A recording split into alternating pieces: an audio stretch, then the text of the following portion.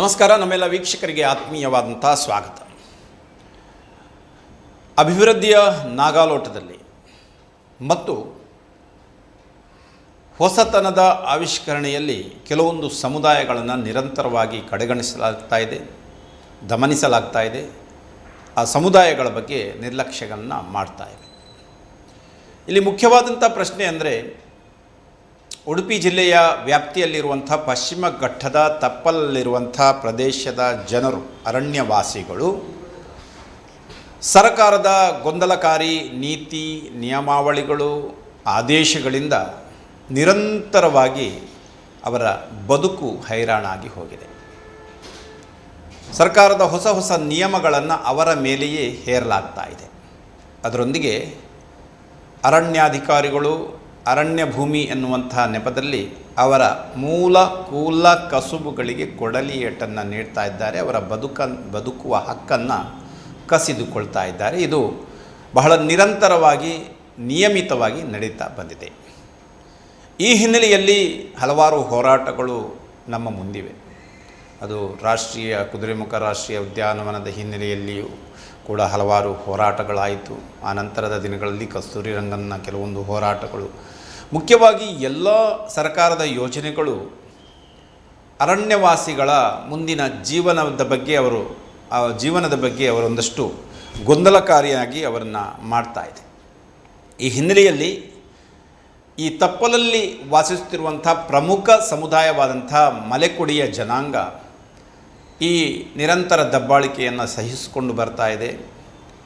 ನಿರಂತರವಾದಂಥ ಶೋಷಣೆಗಳು, ದಬ್ಬಾಳಿಕೆಗಳು, ದಮನಕಾರಿಗಳು, ನೀತಿಗಳು ಇವರ ಮೇಲೆಯೇ ಹೇರಲ್ಪಡುತ್ತಿದೆಯೇನೋ ಅನ್ನುವಂಥ ಸಂಶಯ ಕೂಡ ಬರ್ತಾ ಇದೆ. ಈ ಹಿನ್ನೆಲೆಯಲ್ಲಿ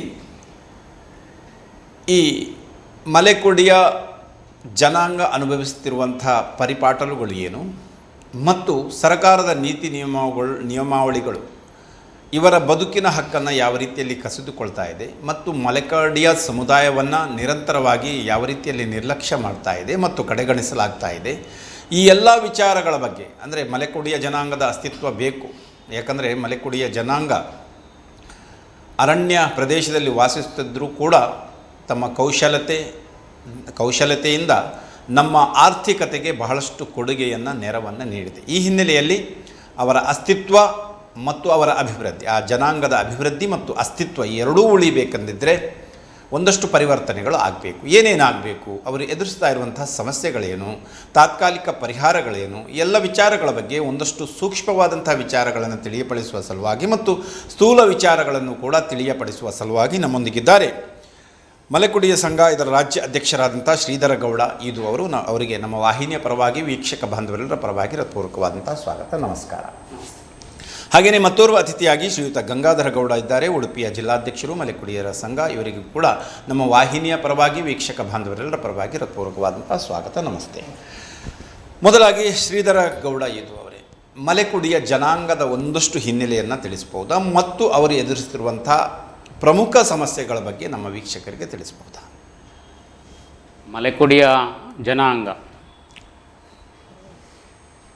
ಸುಮಾರು 2000 ವರ್ಷಗಳ ಹಿಂದಿನಿಂದ ಕೂಡ ಅರಣ್ಯ ಪ್ರದೇಶದಲ್ಲಿ, ವಿಶೇಷವಾಗಿ ಈ ಭಾಗದಲ್ಲಿ ಪಶ್ಚಿಮ ಘಟ್ಟ ವ್ಯಾಪ್ತಿಯಲ್ಲಿ ತಮ್ಮ ನೆಲೆಯನ್ನು ಕಂಡುಕೊಂಡು ಕೃಷಿಯನ್ನು ಆಧರಿಸಿಕೊಂಡು ಅದರ ಜೊತೆಗೆ ಆ ಕಾಡಿನಲ್ಲಿ ಇರತಕ್ಕಂಥ ಕಿರು ಅರಣ್ಯ ಉತ್ಪತ್ತಿಗಳನ್ನು ಸಂಗ್ರಹ ಮಾಡಿಕೊಂಡು ಅದನ್ನು ಪೇಟೆಗೆ ಮಾರುವುದರ ಮುಖಾಂತರವಾಗಿ ತಮ್ಮ ಜೀವನ, ಜೊತೆಗೆ ಜೇನು ಉತ್ಪತ್ತಿ ಸಂಗ್ರಹ ಇರ್ಬೋದು, ರಾಮಪತ್ರೆ ಇರ್ಬೋದು, ಮತ್ತು ದಾಲ್ಚಿನ್ನಿ ಇರ್ಬೋದು, ಇಂಥದ್ದನ್ನೆಲ್ಲ ಸಂಗ್ರಹ ಮಾಡೋದ್ರ ಮುಖಾಂತರ ತಮ್ಮ ಬದುಕನ್ನು ಕಟ್ಟಿಕೊಂಡಿದ್ದಾರೆ. 2001ಕ್ಕೆ ಏನು ಕುದುರೆಮುಖ ರಾಷ್ಟ್ರೀಯ ಉದ್ಯಾನ ಅನ್ನುವಂಥದ್ದನ್ನು ಘೋಷಣೆ ಮಾಡಿದ್ರ, ಅದರ ಮೊದಲು ಆ ಭಾಗದಲ್ಲಿರ್ತಕ್ಕಂಥ ಮಲೆಕುಡಿಯರು ಮತ್ತು ಇತರರು ಬಹಳ ನೆಮ್ಮದಿಯಿಂದ ಜೀವನವನ್ನು ಸಾಗಿಸ್ತಾ ಇದ್ರು. ಪೂರ್ವದಲ್ಲಿ ಅಂಥ ಸಮಸ್ಯೆಗಳು ಇರಲಿಲ್ಲ. ಗಂಭೀರ ಸಮಸ್ಯೆ ಏನು ಇರಲಿಲ್ಲ. ರಾಷ್ಟ್ರೀಯ ಉದ್ಯಾನವನ ಘೋಷಿಸಿದ ಮೇಲೆ ಈ ಎಲ್ಲ ಸಮಸ್ಯೆಗಳು ಉದ್ಭವವಾದಂಥದ್ದು. 2001ಕ್ಕೆ ಏನು ರಾಷ್ಟ್ರೀಯ ಉದ್ಯಾನ ಘೋಷಣೆ ಆಗ್ತದೆ ಅನ್ನುವಂಥ ಮಾಹಿತಿಗಳು ಬಂದ ಹಿನ್ನೆಲೆಯಲ್ಲಿ ಆ ಭಾಗದ ನಮ್ಮ ಮಲೆಕುಡಿಯರೂ ಸೇರಿದಂತೆ ಇತರ ಸಂಘ ಸಂಸ್ಥೆಗಳು ಅದರ ವಿರುದ್ಧ ಹೋರಾಟವನ್ನು ಮಾಡಿದರು. ಜನ ನಿಬಿಡ ಪ್ರದೇಶವನ್ನು ವಿರಹಿತಪಡಿಸಿ ರಾಷ್ಟ್ರೀಯ ಉದ್ಯಾನ ಅನ್ನುವಂಥದ್ದನ್ನು ಉದ್ಘೋಷಣೆ ಮಾಡಿ ಅಂತ ನಾವು ಎಷ್ಟೇ ಕೂಗಿದರೂ ಕೂಡ ಸರ್ಕಾರ ಅದರ ಬಗ್ಗೆ ಗಮನ ಹರಿಸಿಲ್ಲ.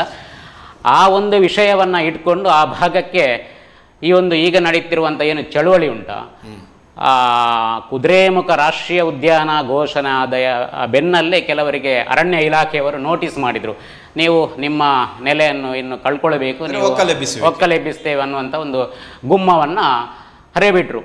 ಈ ಸಂದರ್ಭದಲ್ಲಿ ಅಲ್ಲಿನ ಮಲೆಕುಡಿಯರಿಗೆ ಮತ್ತು ಸಣ್ಣ ಕೃಷಿಕರಿಗೆ, ರೈತರಿಗೆ ತಮ್ಮ ಇಡೀ ಆಕಾಶವೇ ಭೂಮಿಗೆ ಇಳಿದಂತ ಇದು, ಅವ್ರು ನಿಂತಂಥ ಸ್ಥಳ ಕೆಳಕ್ಕೆ ಆಳಕ್ಕೆ ಇಳಿದಂತ ಇದು, ಅಷ್ಟು ಭಯಭೀತರಾದರು. ಅದೇ ಸಂದರ್ಭಕ್ಕೆ ಆಗುವಾಗ ಕರ್ನಾಟಕ ವಿಮೋಚನ ರಂಗ ಅನ್ನುವಂತಹ ಸಂಘಟನೆಯವರು ಪ್ರತಿ ಮಲೆಕುಡಿಯರ ಮನೆಗಳಿಗೆ, ಇತರ ಆ ಭಾಗದಲ್ಲಿರ್ತಕ್ಕಂಥ ಎಲ್ಲ ಮಲೆಕುಡಿಯ ಮನೆಗಳಿಗೆ ಬಂದು, ನೋಡಿ ನಿಮಗೆ ರಾಷ್ಟ್ರೀಯ ಉದ್ಯಾನ ಈಗ ಘೋಷಣೆ ಆಗಿದೆ, ನೀವು ಇಲ್ಲಿ ನಿಮ್ಮ ಮನೆಯನ್ನು ಬಿಟ್ಟು ತೆರಳಬೇಕಾಗ್ತದೆ, ಈಗ ನಾವೆಲ್ಲರೂ ಒಟ್ಟುಗೂಡಿಕೊಂಡು ಹೋರಾಟ ಮಾಡಬೇಕು ಅನ್ನುವಂಥದ್ದನ್ನು ಹೇಳಿದರು. ಆ ಸಂದರ್ಭದಲ್ಲಿ ಮಲೆಕುಡಿಯರು ಅತ್ಯಂತ ಮುಗ್ಧರು ಅನ್ನೋಂಥದ್ದು ಕೂಡ ಅವ್ರಿಗೆ ಗೊತ್ತಿದೆ.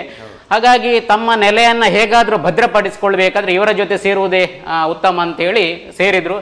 ಹೋರಾಟಗಳಾಯಿತು, ಚಿಕ್ಕಮಗಳೂರಲ್ಲಿ ಹೋರಾಟ ಆಯಿತು, ಬೆಂಗಳೂರಲ್ಲಿ ಹೋರಾಟ ಆಯಿತು, ಬೇರೆ ಬೇರೆ ಕಡೆ ಹೋರಾಟಗಳಾಯಿತು. ನಮ್ಮ ಸಮುದಾಯದವರು ಆ ಭಾಗದ ಎಲ್ಲರೂ ಕೂಡ ಅದಕ್ಕೆ ಹೋರಾಟಕ್ಕೆ ಕೈ ಜೋಡಿಸಿದರು.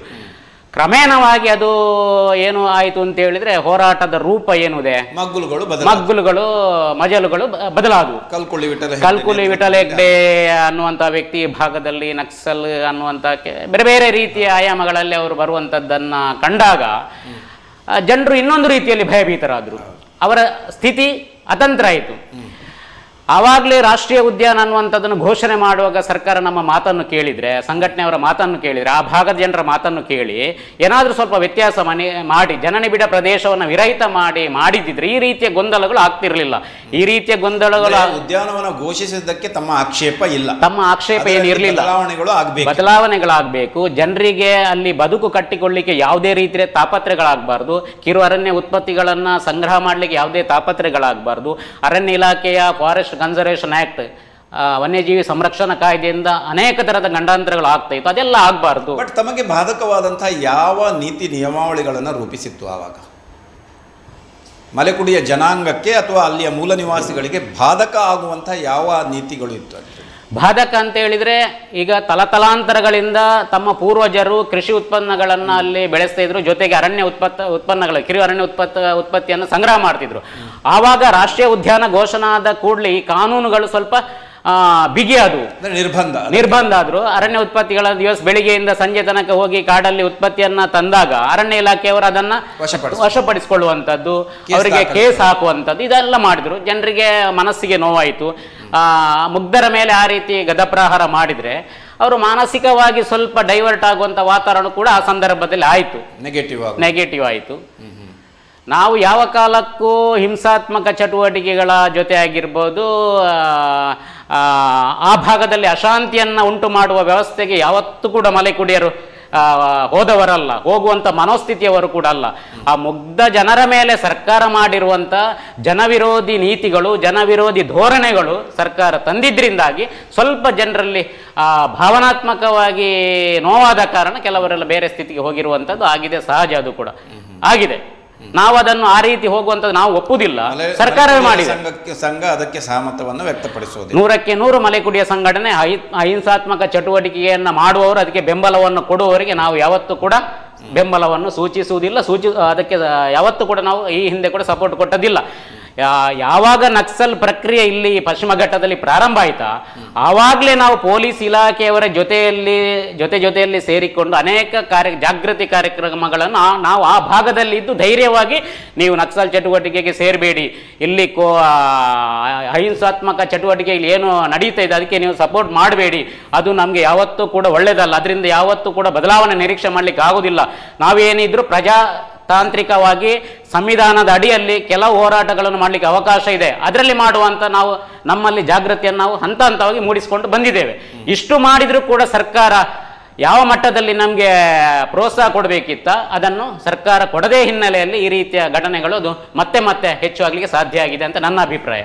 ಓಕೆ, ಮಾನ್ಯ ಗಂಗಾಧರ್ ಗೌಡರವರೇ, ಈಗ ಅವರು ಹೇಳಿದರು 2001ರಲ್ಲಿ ರಾಷ್ಟ್ರೀಯ ಉದ್ಯಾನವನ ಘೋಷಣೆ ಆದ ನಂತರ ಈ ಎಲ್ಲ ಸಮಸ್ಯೆಗಳು ಪ್ರಾರಂಭ ಆಯಿತು ಅಂತ. ಮುಂದಿನ ದಿನಗಳಲ್ಲಿ ತಮ್ಮ ಶಾಂತಿಯುತ ಹೋರಾಟ ಒಂದಷ್ಟು ಬೇರೆ ಮಜಲುಗಳನ್ನು ಪಡೆದರೂ ಕೂಡ ತಮ್ಮ ಮೇಲೆ ಅಪವಾದಗಳು ಇದ್ದರೂ ಕೂಡ ತಾವು ಮಲೆಕುಡಿಯರ ಸಂಘ ಅದರ ಬಗ್ಗೆ ಸ್ಪಷ್ಟವಾಗಿ ನಿಲುವನ್ನು ಹೊಂದಿದೆ. ಯಾವುದೇ ರೀತಿಯ ಅಂಥ ಚಟುವಟಿಕೆಗಳಿಲ್ಲ, ಅಹಿಂಸಾತ್ಮಕ ಚಟುವಟಿಕೆಗಳಿಗೆ ಮಾತ್ರ ನಮ್ಮ ಅಹಿಂಸಾತ್ಮಕ ಹೋರಾಟ ಮಾತ್ರ ನಮ್ಮ ಧ್ಯೇಯ ಅನ್ನೋದು ಅವರ ಒಂದು ಮುಖ್ಯವಾದಂಥ ಆಶಯ ಕೂಡ ಆಗಿತ್ತು. ಈ ಸಂದರ್ಭದಲ್ಲಿ ಮುಂದುವರಿದು ಬಂದಂತೆಲ್ಲ ಸರ್ಕಾರ ಒಮ್ಮೆ ಪ್ರಹಾರವನ್ನು ಆರಂಭಿಸಿದರೆ, ಅಂದರೆ ಒಂದು ನಿಯಮಗಳ ಮೂಲಕ ಅರಣ್ಯಾಧಿಕಾರಿಗಳ ಕೈಗೆ ಶಸ್ತ್ರವನ್ನು ಕೊಟ್ಟರೆ ಅವರು ಮತ್ತೆ ಹಿಂಸಿಸುವಂಥ ಪ್ರವೃತ್ತಿಯನ್ನು ತೋರಿಸ್ತಾರೆ. ಇದು ಯಾವ ರೀತಿಯಲ್ಲಿ ತಮ್ಮ ಅನುಭವಕ್ಕೆ ಬಂತು? ಬೇರೆ ಬೇರೆ ಕಾನೂನುಗಳನ್ನು ಅಲ್ಲಿ ಹೇರುವುದು ಇಂಥದ್ದೆಲ್ಲ ತಮ್ಮ ಅನುಭವಕ್ಕೆ ಬಂತ ಅಲ್ಲಿ? ಈಗ ಪಶ್ಚಿಮ ಘಟ್ಟ ತಪ್ಪಲು ಜಿಲ್ಲೆಗಳಾದ ಉಡುಪಿ, ಚಿಕ್ಕಮಗಳೂರು, ಕೊಡಗು, ಹಾಸನ ಈ ಜಿಲ್ಲೆಗಳಲ್ಲಿ ಪಶ್ಚಿಮ ಘಟ್ಟದ ತಪ್ಪಲು ಗ್ರಾಮಗಳಲ್ಲಿ ಮಲೆಕುಡಿಯರು ವಾಸವಾಗಿದ್ದಾರೆ. ಸಮುದಾಯ ಅಲ್ಲಿ ಹರಡಿಕೊಂಡಿದೆ. ಈಗ ನಾವು ಉಡುಪಿ ಜಿಲ್ಲೆ ವ್ಯಾಪ್ತಿಯಲ್ಲಿ ನಾವು ಮಾತಾಡೋದಾದರೆ, ಉಡುಪಿ ಜಿಲ್ಲೆಯಲ್ಲಿ ಮಲೆಕುಡಿಯ ಸಂಘ ಸುಮಾರು 12 ವರ್ಷಗಳಿಂದ ಸಮುದಾಯದ ಆಶೋತ್ತರಗಳನ್ನು ಯಾವುದಿದೆ ಬೇಡಿಕೆ ಆಗಿರ್ಬೋದು ಏನೆಲ್ಲ ನಮ್ಮ ಕಲ್ಯಾಣಕ್ಕಾಗಿ ಹುಟ್ಟಿಕೊಂಡ ಸಂಸ್ಥೆ 12 ವರ್ಷ ಹೋರಾಟ ಅನಿವಾರ್ಯವಾಗಿತ್ತು. ಹೌದು. ಸಂವಿಧಾನದ ಚೌಕಟ್ಟಿನಲ್ಲಿ ಡಾಕ್ಟರ್ BR ಅಂಬೇಡ್ಕರ್ ಅವರ ಸಂವಿಧಾನ ಏನಿದೆ ಅದರ ಚೌಕಟ್ಟಿನಲ್ಲಿ ನಾವು ಸಮುದಾಯದ ಆಶೋತ್ತರಗಳನ್ನು ಈಡೇರಿಸಲು ಸಂಘಟನೆ ಹುಟ್ಟಿಕೊಂಡಿರುವಂತಹ ಒಂದು ಸಂಘಟನೆ. ಸರಿ, ನಾವು ನಮ್ದು ಏನು ಬೇಡಿಕೆ ಇದೆ, ನಮ್ಮ ಸಮುದಾಯದ ಬೇಡಿಕೆ ಆಗಿರ್ಬೋದು, ನಮ್ಮ ಮೇಲೆ ದೌರ್ಜನ್ಯ ಆದಾಗ ಬೇರೆ ಬೇರೆ ಹುಲಿ ಯೋಜನೆ ಆಗಿರ್ಬೋದು, ಕುದುರೆಮುಖ ರಾಷ್ಟ್ರೀಯ ಉದ್ಯಾನ ವ್ಯಾಪ್ತಿ ಯೋಜನೆ ಆಗಿರ್ಬೋದು, ಕಸ್ತೂರಂಗನ ಯೋಜನೆ ಆಗಿರ್ಬೋದು, ಇದರ ಬಗ್ಗೆ ನಾವು ಜನಪರವಾಗಿ ಅಂದ್ರೆ ಇದಕ್ಕೆಲ್ಲ ವಿರೋಧ ಇದೆಯಾ ತಮ್ಮದು? ಮಲೆಕುಡಿಯ ಹುಲಿ ಕಾರಿಡಾರ್ಗೆ, ಕಸ್ತೂರಿರಂಗನ್ಗೆ ಎಲ್ಲದಕ್ಕೂ ವಿರೋಧ ಇದೆಯಾ? ಜನ ಪರವಾಗಿ ಇದ್ರೆ ಅದನ್ನು ನಾವು ಒಪ್ಪಿಕೊಂಡಿರ್ತೀವಿ. ಇದು ಜನಪರ ಆಗಿಲ್ಲ. ಜನಪರ ಆಗಿದೆ ಅಂದ್ರೆ ಕೆಲವು ಯೋಜನೆಗಳು ಜನಪರ ಆಗಿದೆ. ಅಂದ್ರೆ ಈಗ ಕಸ್ತೂರಂಗನ ಆಗಿರ್ಬೋದು, ನಮ್ಮ ಬೇಡಿಕೆ ಏನಂದ್ರೆ ಕಸ್ತೂರಂಗನು ಜನವಸತಿ ಮತ್ತು ಕೃಷಿ ಭೂಮಿ ಏನಿದೆ ಅದನ್ನು ವಿರಹಿತ ಮಾಡಿ ಕಸ್ತೂರಂಗನೇ ಜಾರಿ ಮಾಡಿ ಅಂತ ನಾವು ಯಾವುದೇ ಯೋಜನೆಗಳಿಗೆ ಆಕ್ಷೇಪ ಇಲ್ಲ, ಒಂದಷ್ಟು ಸಂವಾದವನ್ನು ನಡೆಸಿ ಬದಲಾವಣೆಗಳನ್ನು ಮಾಡಿ ಮುಂದುವರಿಯಿರಿ. ಈಗ ಜನಪರವಾಗಿರ್ಬೇಕು, ಯಾವುದೇ ಯೋಜನೆ ಆಗಿರ್ಬೋದು, ಸರ್ಕಾರ ಯಾವುದೇ ಯೋಜನೆ ತರಲಿ ನಮಗೆ ಅಭ್ಯಂತರ ಏನಿಲ್ಲ, ಜನಪರವಾಗಿರ್ಬೇಕು. ಮತ್ತೆ ಜನ ವಿರೋಧಿ ಕೆಲಸ ಮಾಡಿದ್ರೆ ಮಲೆಕುಡಿ ಸಂಘ ಹಲವು ವರ್ಷಗಳಿಂದ ಸಂವಿಧಾನ ಚೌಕಟ್ಟಿನಲ್ಲಿ ನಮಗೆ ಏನು ಹಕ್ಕಿದೆ ಅದರ ಮುಖಾಂತರ ಹೋರಾಟ ಮಾಡ್ತಾ ಇದ್ದೀವಿ. ಬಟ್ ಇಲ್ಲಿ ಜನ ವಿರೋಧಿ ಅಂತ ಪರಿಗಣಿತ ಆದಂತಹ ಅಂಶಗಳು ಯಾವುದು? ಈಗ ಎಲ್ಲ ಯೋಜನೆಗಳನ್ನು ತಾವು ಒಪ್ಪಿಕೊಳ್ಳುತ್ತೀರಿ. ರಾಜ್ಯಾಧ್ಯಕ್ಷರು ಈಗ ಹೇಳಿದ್ರು ಅದು ಉದ್ಯಾನವನದ. ಹೌದು, ತಾವು ಹೇಳಿದಂತ ಕಸ್ತೂರಿ ರಂಗನ ಅಥವಾ ಹುಲಿ ಕಾರಿಡಾರ್ ಯೋಜನೆಗಳಲ್ಲಿ ಈಗ ಜನ ವಿರೋಧಿಯಾದಂತಹ ಅಂಶಗಳು. ಈಗ ನಮಗೆ ಮಾಹಿತಿ ಪ್ರಕಾರ ಅಲ್ಲಿ ನಾವು ಕೃಷಿ ಉತ್ಪನ್ನಗಳನ್ನ ಅಡಿಕೆ ಸಿಂಪಡಣೆ ಮಾಡಿ ಸಾವಯವ ಕೃಷಿಯನ್ನು ಮಾತ್ರ ಮಾಡಬೇಕು, ಅಲ್ಲಿ ಕೃಷಿ ಕಿರು ಕೈಗಾರಿಕೆಗಳಿಗೆ ಆಸ್ಪದ ಇಲ್ಲ, ಆ ಥರ ಇದೆ. ಇವನ್ನ ಕೃಷಿಯ ಉಪ ಉತ್ಪನ್ನಗಳನ್ನು ಮಾಡಲಿಕ್ಕೂ ಕೂಡ ಅವಕಾಶಗಳು ಇಲ್ಲ, ಆ ಥರ ಇದೆ, ಅಂಶ ಇದೆ. ಅದನ್ನು ಸರ್ಕಾರ ಸ್ಪಷ್ಟನೆ ಕೊಡಬೇಕು. ಈಗ ಜನರ ಏನು ಆತಂಕ ಇದೆ ಅದನ್ನು ಸರ್ಕಾರ ಜನರ ಒಟ್ಟಿಗೆ ಅದನ್ನು ಬೆರೆತು ಅದನ್ನು ಸರ್ಕಾರ ನಿವಾರಣೆ ಮಾಡುವ ಪ್ರಯತ್ನ ಮಾಡಬೇಕು. ಈಗಾಗಲೇ ನಾವು ಪತ್ರಿಕಾಗೋಷ್ಠಿಯನ್ನು ನಡೆಸಿ ಹೇಳಿದ್ದೇವೆ, ಪತ್ರಿಕಾ ಪ್ರಕಟಣೆಯನ್ನು ನಾವು ಹೇಳಿದ್ದೇವೆ. ಸರ್ಕಾರ ಕಸ್ತೂರಂಗನ ವರದಿ ಏನಿದೆ ಅದನ್ನು ಸರ್ಕಾರ ಮಲೆಕುಡಿಯ ಸಮುದಾಯ ಸೇರಿ ಪಶ್ಚಿಮ ಘಟ್ಟ ತಪ್ಪಲು ಸಾರ್ವಜನಿಕರು ವಾಸವಾಗಿದ್ದಾರೆ, ಅಲ್ಲಿ ಅವರ ಆತಂಕವನ್ನು ನಿವಾರಣೆ ಮಾಡಬೇಕಂತೇಳಿ ಸರ್ಕಾರವನ್ನು ಆಗ್ರಹ ಮಾಡ್ತಾ ಇದ್ದೀವಿ. ಅದೇ ಏನೇನು ಆತಂಕಗಳು ಪಟ್ಟಿ ಮಾಡಿ ಹೇಳಬಹುದಾ? ಇರುವಂತಹ ಆತಂಕಗಳು ಈಗ ನಮಗೆ ಅಲ್ಲಿ ಒಂದು ಆತಂಕ ಏನಂದ್ರೆ, ಈಗ ಕಸ್ತೂರಿ ರಂಗನ ಒಂದು ಆತಂಕ ಏನಂದ್ರೆ ಆ ಪರಿಸರ ಸೂಕ್ಷ್ಮ ವಲಯ ಘೋಷಣೆ ಆದ ನಂತರ, ಕಸ್ತೂರಿ ರಂಗನ ಘೋಷಣೆ ಆದ ನಂತರ ಅಲ್ಲಿ ಕನ್ವರ್ಷನ್ ಆಗಲ್ಲ.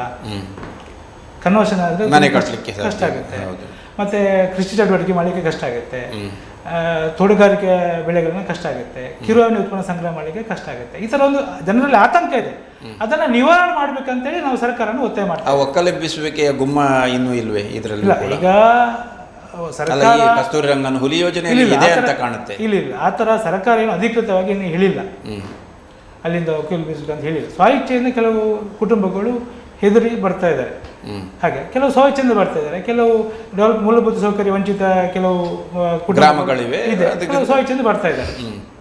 ಬಟ್ ಅಂಥದ್ದೇನು ಸಮಸ್ಯೆ ಇಲ್ಲ. ಇಲ್ಲ, ಒಕ್ಕಲೆಬ್ಬಿಸುವಿಕೆ ಸಮಸ್ಯೆ ಇಲ್ಲ. ಸರ್, ತಮಗೆ ಏನಾದರೂ ಒಕ್ಕಲೆಬ್ಬಿಸುವ ಗುಮ್ಮ ಇಲ್ಲಿ ಕಸ್ತೂರಿ ರಂಗನಲ್ಲೂ ಕಾಣ್ತಾ ಇದೆಯಾ, ಅಥವಾ ಒಂದೊಮ್ಮೆ ಒಕ್ಕಲೆಬ್ಬಿಸಿದರೆ ಅಥವಾ ಅವರಿಗೆ ಪರ್ಯಾಯ ವ್ಯವಸ್ಥೆ ಪುನರ್ವಸತಿಯನ್ನು ಕಲ್ಪಿಸಲಿಕ್ಕೆ ಸರ್ಕಾರ ಏನಾದರೂ ಕ್ರಮಗಳ ಮಾರ್ಗಸೂಚಿಯನ್ನು ಅಳವಡಿಸಬೇಕು ಅಂತೀರಾ? ಈಗ ಸರ್ಕಾರ ಸ್ವ ಇಚ್ಛೆಯಿಂದ ಯಾರೆಲ್ಲ ಅಲ್ಲಿ ಕುದುರೆಮುಖ ಉದ್ಯಾನದ ಒಳಗಡೆ ಇರುವವರು ಹೊರಗೆ ಬರ್ತಾರೋ ಸ್ವಇಚ್ಛೆಯಿಂದ ಹೊರಗೆ ಬಂದವರಿಗೆ ಕೂಡ ಸರ್ಕಾರ ಪೂರ್ಣ ಪ್ರಮಾಣದಲ್ಲಿ ಅವರ ಹೊರಗಡೆ ಬಂದು ಬದುಕು ಕಟ್ಟಿಕೊಳ್ಳಿಕ್ಕೆ ಪೂರಕವಾದ ವ್ಯವಸ್ಥೆಯನ್ನು ಇಷ್ಟ ತನಕ ಮಾಡಿಲ್ಲ. ಈ ಹಿಂದೆ ಬಂದವರಿಗೆ ಕೂಡ ನಾವು ಹೇಳುವಂಥದ್ದು, ಯಾರಾದರೂ ಸ್ವಇಚ್ಛೆಯಿಂದ ಬಂದರೆ ಅವರಿಗೆ ಅಲ್ಲಿ ಪರಿಪೂರ್ಣ ರೀತಿಯಲ್ಲಿ ಬದುಕು ಕಟ್ಟಿಕೊಳ್ಳಿಕ್ಕೆ ಬೇಕಾದಂಥ ವ್ಯವಸ್ಥೆಯನ್ನು ಮಾಡಬೇಕು. ಒಂದು ಮನೆಯನ್ನು, ಒಳ್ಳೆ ಮನೆ ಕಟ್ಟಿಕೊಡಬೇಕು, ಕೃಷಿ ಮಾಡಲಿಕ್ಕೆ ಕೃಷಿ ಯೋಗ್ಯ ಜಾಗವನ್ನು ಕೊಡಬೇಕು, ಆ ಭಾಗದಲ್ಲಿ ಅವರಿಗೆ ಅಂಗನವಾಡಿ, ಶಾಲೆ, ಹಾಸ್ಪಿಟಲ್ಗಳನ್ನು ಮಾಡಬೇಕು, ಒಂದೇ ಕಡೆ ವ್ಯವಸ್ಥೆ ಮಾಡಿ ಅಲ್ಲಿ ಆ ರೀತಿ ಮಾಡಿದರೆ ಮಾತ್ರ ಸಾಧ್ಯ ಆಗ್ತದೆ. ಬಿಟ್ಟರೆ ಬರೇ ಒಕ್ಕಲೆದ್ದು ಹೋಗಿ ಒಂದು 10 ಲಕ್ಷ 15 ಲಕ್ಷ ಕೊಟ್ಟು ಬಿಟ್ಟರೆ ಅದು ಅವರಿಗೆ ಬದುಕನ್ನು ಕಟ್ಟಿಕೊಳ್ಳಿಕ್ಕೆ ಆಗುವುದಿಲ್ಲ. ಇನ್ನೂ ಕೂಡ ಅವರು ದುಸ್ಥಿತಿಗೆ ಬರುವಂಥ ಸಾಧ್ಯತೆಗಳೇ ಜಾಸ್ತಿ. ಪರಿಹಾರ ಅಲ್ಲ, ಶಾಶ್ವತ ಪರಿಹಾರವನ್ನು ಅವರು ಕೊಡಬೇಕು. ಆ ರೀತಿ ಮಾಡಿದರೆ ಮಾತ್ರ ಸಾಧ್ಯ, ಬಿಟ್ಟರೆ ಇಲ್ಲದ್ರೆ ಆಗುದಿಲ್ಲ. ಸರ್, ಈಗ ಕುದುರೆಮುಖ ರಾಷ್ಟ್ರೀಯ ಉದ್ಯಾನ ಬಿಟ್ಟು ಬೇರೆ ಸೋಮೇಶ್ವರ ಅದು ಕೂಡ ಇದೆ, ಕುದುರೆಮುಖ ರಾಷ್ಟ್ರೀಯ ಉದ್ಯಾನ ಇದೆ, ಅಭಯಾರಣ್ಯ, ಸೋಮೇಶ್ವರ ವನ್ಯಜೀವಿ ಅಭಯಾರಣ್ಯ ಒಂದಿದೆ, ಪುಷ್ಪಗಿರಿ ವನ್ಯಧಾಮ ಇದೆ. ಇಲ್ಲಿ ಕೂಡ ನಮ್ಮ ಕುಟುಂಬ ಮಲೆಕುಡಿ ಸಾರ್ವಜನಿಕ ಇದ್ದಾರೆ. ಅಲ್ಲಿ ಕೂಡ ಸ್ವಲ್ಪ ಆತಂಕ ಇದೆ. ಈಗ ಅದ್ರ ಒಟ್ಟಿಗೆ ನಾವು ಕೇಳ್ತಾ ಇರೋದು ಇದೆ, ಟೋಟಲಿ ನಮ್ಮ ಏನು ಬೇಡಿಕೆ ಇದೆ, ಉಡುಪಿ ಜಿಲ್ಲಾ ಸಂಘದ ಬೇಡಿಕೆ, ರಾಜ್ಯ ಸಂಘದ ಬೇಡಿಕೆ ಸೇಮ್ ಒಂದೇ ಲೆಕ್ಕ ಇದೆ, ಒಂದೇ ಸಮಯ ಇದೆ. ಈಗ ನಮ್ಮ ಉಡುಪಿ ಜಿಲ್ಲೆಯ ಬೇಡಿಕೆ ಏನಂದರೆ, ಉಡುಪಿ ಜಿಲ್ಲೆ ವ್ಯಾಪ್ತಿಯಲ್ಲಿ ನಾವು ಕುದುರೆಮುಖ ರಾಷ್ಟ್ರೀಯ ಉದ್ಯಾನ ವ್ಯಾಪ್ತಿಯಲ್ಲಿ ಇರುವಂಥವ್ರು ಮತ್ತು ಸೋಮೇಶ್ವರ ಅಭಯಾರಣ್ಯ ವ್ಯಾಪ್ತಿಯಲ್ಲಿರುವಂಥವ್ರು ಮತ್ತು ಕೃಷಿ ಭೂಮಿ ಇಲ್ಲದವರಿಗೆ ನಾವು ಈಗಾಗಲೇ ಜಿಲ್ಲಾಡಳಿತ ಮುಖಾಂತರ, ಮಾನ್ಯ ಜಿಲ್ಲಾಧಿಕಾರಿ ಮುಖಾಂತರ ಮುಖ್ಯಮಂತ್ರಿಗಳಿಗೆ ಈಗಾಗಲೇ ನಾವು 26/11/2024 ನಮ್ಮದೇನು ಬೇಡಿಕೆ ಇದೆ ಅದನ್ನು ನಾವು ಸಲ್ಲಿಕೆ ಮಾಡಿದ್ದೇವೆ. ಅದರಲ್ಲಿ ಬೇಡಿಕೆ ಒಂದು, ನಮಗೆ ಉಡುಪಿ ಜಿಲ್ಲೆ ವ್ಯಾಪ್ತಿಯಲ್ಲಿ ಒಂದು ಸುಮಾರು 400 ಎಕರೆ ಕೃಷಿ ಭೂಮಿಯನ್ನು ಮೀಸಲಿಡಬೇಕಂತೇಳಿ ನಾವು ಮನವಿ ಮಾಡಿದ್ದೇವೆ. 400 ಎಕರೆ. ಈಗ ಬಹುತೇಕ ಮಂದಿ ಕೃಷಿ ಭೂಮಿ ರಹಿತರು ಮತ್ತು ಕುದುರೆಮುಖ ರಾಷ್ಟ್ರೀಯ ಉದ್ಯಾನ ವ್ಯಾಪ್ತಿಯಲ್ಲಿ ಸ್ವಇಚ್ಛೆಯಿಂದ ಬರುವವರಿಗೆ ಮತ್ತು ಸೋಮೇಶ್ವರ ಅಭಯಾರಣ್ಯ ವ್ಯಾಪ್ತಿಯಲ್ಲಿ ಸ್ವಇಚ್ಛೆಯಿಂದ ಬರುವವರಿಗೆ ಕೂಡ ಅದರಲ್ಲಿ ಮೀಸಲಿಡಬೇಕಂತ ಹೇಳಿದ್ವಿ. ಉಡುಪಿ ಜಿಲ್ಲೆ ಹೆಬ್ರಿ ತಾಲೂಕಲ್ಲಿ ಒಂದು 200 ಎಕರೆ, ಕಾರ್ಕಳ ತಾಲೂಕಲ್ಲಿ ಒಂದು 200 ಎಕರೆ ಇಟ್ಟರೆ ನಮ್ಮ ಸಮುದಾಯ ಪರ್ಯಾಯ ಪುನರ್ವಸತಿ ಮತ್ತು ಅವರ ಶಾಶ್ವತ ಬದುಕಿಗೆ ಒಂದು ಬದುಕು ಕಲ್ಪಿಸುವಂತ ಒಂದು ಯೋಜನೆ ಮಾಡಬೇಕಂತೇಳಿ ಈಗ ಮಾನ್ಯ ಜಿಲ್ಲಾಧಿಕಾರಿ ಮುಖೇನ ಸಿಎಂ ಅವರಿಗೆ ನಾವು ಮನವಿ ಮಾಡಿದ್ದೇವೆ. ಓಕೆ ಸರ್, ಅದರೊಟ್ಟಿಗೆ ನಮ್ದು ಈಗ ಕುದುರೆಮುಖ ಇದು ನಮ್ದು ಸರ್ಕಾರಿ ಉದ್ಯೋಗದ ನೇಮಕಾತಿಯಲ್ಲಿ ಒಂದು ರಿಸರ್ವೇಷನ್ ಈಗ ಒಳ ಮೀಸಲಾತಿಗೆ ನಾವು ಹಲವು ಬಾರಿ ನಾವು ಒತ್ತಾಯ ಮಾಡಿದ್ದೇವೆ. ಅದನ್ನ ಒಳ ಮೀಸಲಾತಿ ಪರಿಶಿಷ್ಟ ಪಂಗಡದವರಿಗೆ ಒಳ ಮೀಸಲಾತಿ ಜಾರಿ ಆಗಬೇಕು. ಅಲ್ಲ, ಹಲವಾರು ಸೌಲಭ್ಯಗಳನ್ನು ಕೊಟ್ಟಿದ್ದಾರಲ್ಲ ಮಲೆಕುಡಿಯರ ಇಲ್ಲ. ಏನಂದ್ರೆ ಸರ್, ಈಗ ಪ್ರವರ್ಗ ST-ಯಲ್ಲಿ ನಮಗೆ ಈಗ 3% ರಿಸರ್ವೇಷನ್ ಇರುವಂಥದ್ದು, ನಾವು 7%ಗೆ ನಾವು ಒತ್ತಾಯ ಮಾಡ್ತಾ ಇದ್ದೇವೆ. ಅದು ಕೂಡ ಒಂದು ಪ್ರೊಸೆಸ್ ಅಲ್ಲಿ ಇದೆ. ಈಗ ನಮಗೆ ನಾವಂದ್ರೆ ಈಗ ಮಲೆಕುಡಿಯ ಸಮುದಾಯ ಮೀಸಲಾತಿಯಿಂದ ನಾವು ಅವಕಾಶ ವಂಚಿತರಾಗಿದ್ದೇವೆ. ಮೀಸಲಾತಿ 3% ಇದ್ರೂ ನಮ್ಮ ಸಮುದಾಯ ಅವಕಾಶ ವಂಚಿತರಾಗಿದೆ. ಅದಕ್ಕೋಸ್ಕರ ನಾವು ಅರಣ್ಯ ಇಲಾಖೆಯಲ್ಲಿ ಸ್ಥಳೀಯ ಅರಣ್ಯ ಬುಡಕಟ್ಟು ಮೀಸಲಾತಿ C ಮತ್ತು D ದರ್ಜೆ ನೌಕರರಿಗೆ ಕೊಡ್ತಾ ಇದ್ದಾರೆ. ಅರಣ್ಯ ಇಲಾಖೆ ಆ ಇಲಾಖೆ ಏನಿದೆ ಕೊಡ್ತಾ ಇದ್ದಾರೆ. ಅದನ್ನು ಬೇರೆ ಎಲ್ಲ ಇಲಾಖೆಗಳಲ್ಲಿ ಕಷ್ಟ ಆಗೋದು ಕೂಡ ಬೇರೆ C ಮತ್ತು D ದರ್ಜೆ ನೌಕರರಿಗೆ ಬೇಕು. ಕನಿಷ್ಠ C ಅಥವಾ D ದರ್ಜೆ ಕೊಡಬೇಕು. ಸ್ಥಳೀಯ ಅರಣ್ಯ ಬುಡಕಟ್ಟು ಮೀಸಲಾತಿ ಅಂತ ಕೊಡಬೇಕು. ಈಗ ಕನಿಷ್ಠ ಎಲ್ಲ ಇಲಾಖೆಗಳು ಕೊಡದಿದ್ರು ಕಷ್ಟ ಆಗೋದು ಕೂಡ ಕನಿಷ್ಠ ಪಕ್ಷ ಕೃಷಿ ಇಲಾಖೆ ಆಗಿರ್ಬೋದು, ತೋಟಗಾರಿಕೆ ಇಲಾಖೆ ಆಗಿರ್ಬೋದು, ಆರೋಗ್ಯ ಇಲಾಖೆ ಆಗಿರ್ಬೋದು, ಗ್ರಾಮೀಣಾಭಿವೃದ್ಧಿ ಇಲಾಖೆ ಆಗಿರ್ಬೋದು, ಕಂದಾಯ ಇಲಾಖೆ ಆಗಿರ್ಬೋದು, ಇಂಥ ಇಲಾಖೆಯಲ್ಲಿ ನಮ್ಮವರಿಗೆ ಕೊಟ್ಟರೆ ಎಷ್ಟು ಪರ್ಸೆಂಟ್ ರಿಸರ್ವೇಷನ್? ಅದರಲ್ಲಿ 50% ಮೀಸಲಾತಿ ಸ್ಥಳೀಯ ಬುಡಕಟ್ಟು ಸಮುದಾಯಕ್ಕೆ ಕೊಡ್ತಾ ಇದ್ದಾರೆ. ಒಟ್ಟು ರಾಜ್ಯದಲ್ಲಿ 12 ಸ್ಥಳೀಯ ಆದಿವಾಸಿ ಸಮುದಾಯ ಇದೆ ರಾಜ್ಯದಲ್ಲಿ. ಅದರಲ್ಲಿ ಅವರಿಗೆ ಸ್ಥಳೀಯ ಬುಡಕಟ್ಟು ಮೀಸಲಾತಿ ಕೊಡ್ತಾ ಇದ್ದಾರೆ. ಅದನ್ನು ಎಲ್ಲ ಇಲಾಖೆಯಲ್ಲಿ ಕೊಡಬೇಕಂತ ನಮ್ಮದು ಆಗ್ರಹ ಇದೆ ಸರ್. ಓಕೆ ಸರ್, ಮತ್ತೆ ಈಗ ಆಗ್ರಹಗಳು ಬೇಡಿಕೆಗಳ ಬಗ್ಗೆ ಹೇಳಿದರು ಅವರು ಹಲವಾರು. ಅಂದರೆ 400 ಎಕರೆ ಕೃಷಿ ಭೂಮಿಯನ್ನು ಮೀಸಲಿರಿಸಬೇಕು, ಉದ್ಯೋಗದಲ್ಲಿ ಮೀಸಲಾತಿಯನ್ನು ಕೊಡಬೇಕು. ತಾವು ಹೇಳಲಿಕ್ಕೆ ಒಂದಷ್ಟು ದಾಕ್ಷಿಣ್ಯವನ್ನು ಪಡಬಹುದು. ಯಾಕಂದರೆ ತಾವು ಹೇಳಿದಿರಿ ತಮ್ಮ ಜನಾಂಗ ಮುಗ್ಧ, ತಮ್ಮ ಬಹುತೇಕ ಸಮಸ್ಯೆಗಳು ಇದ್ದರೂ ಕೂಡ ಅರಣ್ಯಾಧಿಕಾರಿಗಳ ಕಿರುಕುಳ ಅನ್ನೋದು ಬಹುದೊಡ್ಡ ಸಮಸ್ಯೆಯಾಗಿ ಕಾಡ್ತಾ ಇದೆ. ತಾವು ಹೇಳಲಿಕ್ಕೆ ಅಷ್ಟೊಂದು ಮನಸ್ಸು ಮಾಡ್ತಾ ಇಲ್ಲ. ಇದಕ್ಕೆ ಏನಾದರೂ ಒಂದು ಪರಿಹಾರ ಕಂಡುಹಿಡಿಯುವ ನಿಟ್ಟಿನಲ್ಲಿ ಪ್ರಯತ್ನ ಮಾಡಲಿಲ್ವೇ ಕಾಲಕ್ಕೆ? ನಾವು ಹೇಳುವ ಈ ಸಮಸ್ಯೆ ಇದೆಯಾ ಸರ್? ನಿರಂತರ ಕಿರುಕುಳ ಆಗ್ತಾ ಇದೆ ಅಂತ. ಅಲ್ಲ, ಈ ಹಿಂದೆ ಅದು ದೊಡ್ಡ ಪ್ರಮಾಣದಲ್ಲಿ ಇತ್ತು. ಇವಾಗ ಅಷ್ಟಿಲ್ಲ, ಪೂರ್ತಿ ಇಲ್ಲ ಅಂತಲ್ಲ, ಇದೆ. ನಾವು ಹೇಳುವಂಥದ್ದು ಸರ್ಕಾರದಲ್ಲಿರ್ತಕ್ಕಂಥ ಅರಣ್ಯ ಕಾಯ್ದೆಗಳು ಅದು ತಿದ್ದುಪಡಿಯಾಗಬೇಕು. ಅಲ್ಲಿ ಬುಡಕಟ್ಟು ಸಮುದಾಯದವರಿಗೆ ಅನುಕೂಲಕರವಾದಂಥ ಕಾಯ್ದೆಗಳು ಜಾರಿಯಾಗಬೇಕು. ಈಗ ಫಾರ್ ಎಕ್ಸಾಂಪಲ್ ಏನು ಅಂತ ಹೇಳಿದರೆ 2006-2008 ಅರಣ್ಯ ಹಕ್ಕು ಕಾಯ್ದೆ, ಫಾರೆಸ್ಟ್ ರೈಟ್ ಆಕ್ಟ್ 8, ಇದರ ಪ್ರಕಾರ ಆದಿವಾಸಿಗಳು ಬುಡಕಟ್ಟು ಜನಾಂಗದವರು ಯಾವುದೇ ಅರಣ್ಯದಲ್ಲಿ ಇರಲಿ ಅದು ಹಕ್ಕನ್ನು ಕೊಡ್ಬೇಕು. ಹಕ್ಕನ್ನು ಕೊಡಬೇಕು. ರಾಷ್ಟ್ರೀಯ ಉದ್ಯಾನ ಆಗಿರಲಿ, ಮೀಸಲು ಅರಣ್ಯ, ಎನಿ ಫಾರೆಸ್ಟ್ ಕೊಡಬೇಕು ಅಂತ ಇದೆ. ಅಧಿಭೋಗದ ಹಕ್ಕನ್ನು ಕೊಡಬೇಕು, ಅಧಿಭೋಗದ ಹಕ್ಕನ್ನು ಕೊಡಬೇಕು ಅಂತ ಇದೆ. ದುರ್ದೈವ ಏನು ಅಂತ ಕೇಳಿದ್ರೆ, ಇದು ಪಾರ್ಲಿಮೆಂಟಲ್ಲಿ ಮಸೂದೆಯಾಗಿ ಹೊರ ಬಂದರೂ ಕೂಡ ಅದನ್ನು ನಾವು ನಮ್ಮ ಅನುಭೋಗಕ್ಕೆ ನಾವು ತರಬೇಕಾದ್ರೆ ಅದಕ್ಕೆ ನಾವು ನಿರಂತರ ಹೋರಾಟಗಳನ್ನು ಮಾಡುವಂಥ ದುಸ್ಥಿತಿಯಲ್ಲಿ ನಾವಿದ್ದೇವೆ. ಹಕ್ಕುಪತ್ರ ಲಭಿಸಲಿಲ್ಲ. ಎಷ್ಟು ಪರ್ಸೆಂಟೇಜ್ ಸಿಕ್ಕಿದೆ? ಈಗ ಹಕ್ಕುಪತ್ರ ನಮ್ಮ ಉಡುಪಿ ಜಿಲ್ಲೆಯಲ್ಲಿ ಹೆಚ್ಚು ಕಮ್ಮಿ ಒಂದು 300 ಸಿಕ್ಕಿದೆ. ನಮ್ಮ ಬೈಂದೂರಿಂದ ಹಿಡಿದು ಕಾರ್ಕಳ ತನಕ ಜಿಲ್ಲೆಯಲ್ಲಿ. ಅದು ಕೂಡ ದಕ್ಷಿಣ ಕನ್ನಡದಲ್ಲಿ ಬಹುತೇಕ ಅರ್ಜಿಗಳು ಪೆಂಡಿಂಗ್ ಇದ್ದಾವೆ. ಈ ಭಾಗದಲ್ಲಿ ಅಷ್ಟು ಸಿಕ್ಕಿದೆ. ಅದು ಹೋರಾಟ ನಮ್ದು. ಅದಕ್ಕೆ ನಾವು ಹೋರಾಟ ಮಾಡಬೇಕಾಯಿತು. ಅದಕ್ಕೆ ನಾವು ಸತ್ಯಾಗ್ರಹ ಧರಣಿಗಳನ್ನ ಮಾಡಬೇಕಾಯಿತು. ದೇಶದಲ್ಲಿ ಒಂದು ಕಾನೂನು ಬಂದರೆ ಅದನ್ನು ನಮ್ಮ ಇಂಪ್ಲಿಮೆಂಟೇಷನ್ ಆಗಬೇಕಾದ್ರೆ ನಾವು ಹೋರಾಟ ಮಾಡಬೇಕಾಗಿದೆ. ನಾನು ಹೇಳುವಂಥದ್ದು ಅದರಲ್ಲಿ ಕಾಯ್ದೆಯಲ್ಲಿ ಸ್ಪಷ್ಟ ಇದೆ. ಇತರ ಅರಣ್ಯ ಕಾಯ್ದೆಗಳು ಯಾವುದು ಇದ್ರೂ ಕೂಡ ಅರಣ್ಯ ಹಕ್ಕು ಕಾಯ್ದೆಯನ್ನ ಓವರ್ಸೀಡ್ ಮಾಡೋ ಆಗಿಲ್ಲ ಅಂತ. ಆದಾಗಿ ಕೂಡ ನಾವೊಂದು ರಸ್ತೆ ಮಾಡಬೇಕು. ಅದರಲ್ಲಿ ಇನ್ನೊಂದು ಸ್ಪಷ್ಟ ಏನು ಅಂತ ಹೇಳಿದರೆ, ಅರಣ್ಯ ಹಕ್ಕು ಕಾಯ್ದೆಯಲ್ಲಿ ಯಾವುದೇ ಅರಣ್ಯದಲ್ಲಿ ಅಲ್ಲಿಯ ಜನರ ಮೂಲಭೂತ ವ್ಯವಸ್ಥೆಯನ್ನು ಕಲ್ಪಿಸಬೇಕಾದ್ರೆ ಕೇಂದ್ರ ಸರ್ಕಾರ ನಿರ್ವಹಣೆ ಮಾಡುವಂಥ ವಿದ್ಯುತ್ ಇರ್ಬೋದು, ರಸ್ತೆ ಇರ್ಬೋದು, ಸಣ್ಣ ಸಣ್ಣ ಆರೋಗ್ಯ ಕೇಂದ್ರಗಳಿರ್ಬೋದು, ಇಂಥದ್ದನ್ನು ಮಾಡಬೇಕಿದ್ರೆ ಅರಣ್ಯ ಹಕ್ಕು ಕಾಯ್ದೆಯಲ್ಲಿ ಸ್ಪಷ್ಟ ಅವಕಾಶ ಇದೆ. ಆದರೂ ಕೂಡ ಸರ್ಕಾರ ಅದನ್ನು ಮಾಡಲಿಕ್ಕೆ ಬಿಡ್ತಾ ಇಲ್ಲ. ನಾವೊಂದು ಎಕ್ಸಾಂಪಲ್ ಹೇಳ್ತೇವೆ, ನೀವು ಪೇಪರ್ ಮಾಧ್ಯಮಗಳಲ್ಲಿ ಯಾವಾಗಲೂ ಬರ್ತಾ ಇದೆ, ನಿರಂತರ ಬರ್ತಾ ಇದೆ. ಇಲ್ಲಿ ಹೆಬ್ರಿಯ ಮತ್ತಾವು ಸೇತುವೆ ಕಳೆದ 50 ವರ್ಷಗಳಿಂದ ಜನ ಬೇಡಿಕೆಯನ್ನು ಇಡ್ತಲೇ ಬರ್ತಾ ಇದ್ದಾರೆ. ಅಲ್ಲಿ ಕಚ್ಚಾ ಬಾಂಬು ಸ್ಫೋಟ ಆಯಿತು, ಹಿಂದೆ ನಕ್ಸಲರು ಬಾಂಬು ಸ್ಫೋಟ ಮಾಡಿದರು. ನಾವು ಒತ್ತಾಯವನ್ನು ಮಾಡ್ತಾ ಬಂದಿದ್ದೀವಿ, ಅಲ್ಲಿ ಒಂದು ಅವರಿಗೊಂದು ಇದು ಸೇತುವೆಯನ್ನು ಮಾಡಿಕೊಡಿ ಅಂತ. ಅದು ಒಮ್ಮೆ ಅಲ್ಲಿಯ ಸ್ಥಳೀಯ ಶಾಸಕರು 2 ಕೋಟಿ ರೂಪಾಯಿ ಅನುದಾನ ಬಿಡುಗಡೆ ಮಾಡಿದರು. ಎಲ್ರಿಗೂ ಖುಷಿ ಆಯಿತು, ಈಗ ಸೇತುವೆ ಆಗ್ತದೆ. ಸಡನ್ ಆಗಿ ಅರಣ್ಯ ಇಲಾಖೆಯವರು ತಡೆ ಮಾಡಿದರು. ನಾವು FIR ಮಾಡ್ತೇವೆ, ಅದು ಮಾಡುವಾಗಿಲ್ಲ. ನಾವು ಅರಣ್ಯ ಇಲಾಖೆಯಿಂದ FIR ಅಲ್ಲಿ ಪರ್ಮಿಷನ್ ತಗೊಂಡ್ರು ಕೂಡ DC ಲೆವೆಲ್ ಅದಕ್ಕೆ ಕೊಡಬಹುದು ಅಂತ ಇದ್ರು ಕೂಡ ಇವರು ವನ್ಯಜೀವಿ ಮಂಡಳಿಯಿಂದ ಪರ್ಮಿಷನ್ ತಗೊಂಡು ಬನ್ನಿ ಅಂತ ಹೇಳಿದರು. ನಾವು ಅದನ್ನು ಮಾಡಿ ಆಯಿತು. ನಾವು ಅದರ ಹಿಂದೆ ಕೂಡ ಬಿದ್ದು ಫೈಲ್ಗಳನ್ನು ಸೆಟಪ್ ಮಾಡಿ ಎಲ್ಲ ಮಾಡಿ ಗೂಗಲ್ ಸರ್ವೆಗಳನ್ನೆಲ್ಲ ಮಾಡಿಸಿ ಅದನ್ನು ಮಾಡಿ ಆಯಿತು. ವನ್ಯಜೀವಿ ಮಂಡಳಿಯಿಂದ ಕೂಡ ಪರ್ಮಿಷನ್ ತಗೊಂಡಾಯಿತು. ಇನ್ನೊಂದು ದುರಂತ ಏನು ಅಂತ ಕೇಳಿದ್ರೆ, 2021ರಲ್ಲಿ ಇಕೋ ಸೆನ್ಸಿಟಿವ್ ಝೋನ್ ಅಂತ ಮಾಡಿದ್ರು. ಆ ಭಾಗ ಪರಿಸರ ಸೂಕ್ಷ್ಮ ವಲಯ ಅಂತ ಮಾಡಿದ್ರು. ಅದರ ಪ್ರಕಾರ ವನ್ಯಜೀವಿ ಮಂಡಳಿಯಿಂದ ಸಾಕಾಗುವುದಿಲ್ಲ, ಅದು ಕೇಂದ್ರದಿಂದ ಬುಡಕಟ್ಟು ಪರಿಸರ ಸಚಿವಾಲಯದಿಂದ ಕೂಡ ಒಂದು ಪರ್ಮಿಷನ್ ಬೇಕು ಅಂತ ಅಲ್ಲಿ ಅಡ್ಡಗಾಲಿ ಇಟ್ರು. ಎಲ್ಲಿ ಹೋಯ್ತು ಪರಿಸ್ಥಿತಿ? ನಮ್ಮವರಿಗೆ ಗ್ರಾಮ ಪಂಚಾಯತ್ನಿಂದಲೇ ಪರ್ಮಿಷನ್ ತಗೊಳ್ಳಿಕ್ಕೆ ಸಾಧ್ಯ ಆಗದ ಹಿನ್ನೆಲೆಯಲ್ಲಿ ಇದು ಬೆಂಗಳೂರಿಂದ ನವದೆಹಲಿಯಿಂದ ಪರ್ಮಿಷನ್ ತಗೊಂಡು ಬನ್ನಿ ಅಂತ ಹೇಳಿದ್ರೆ ಏನದು? ಒಂದು ಚಿಕ್ಕ ಸೇತುವೆಗಾಗಿ ಎಷ್ಟು ಹೋರಾಟ ಮಾಡಬೇಕು? ಇನ್ನೂ ಆಗಿಲ್ಲ. ಇದು ದುರ್ದೈವ ಅಂತ. ಕಾನೂನಿನಲ್ಲಿ ಸಡಿಲಿಕೆ ಆಗಬೇಕು.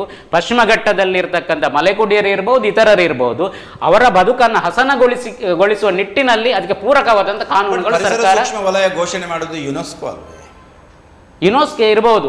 ಆದ್ರೆ ಏನಿದ್ರೂ ಕೂಡ ನಮ್ಮ ದೇಶದಲ್ಲಿ ಸರ್ಕಾರವನ್ನು ಮೀರಿ ಯಾವುದಿಲ್ಲ.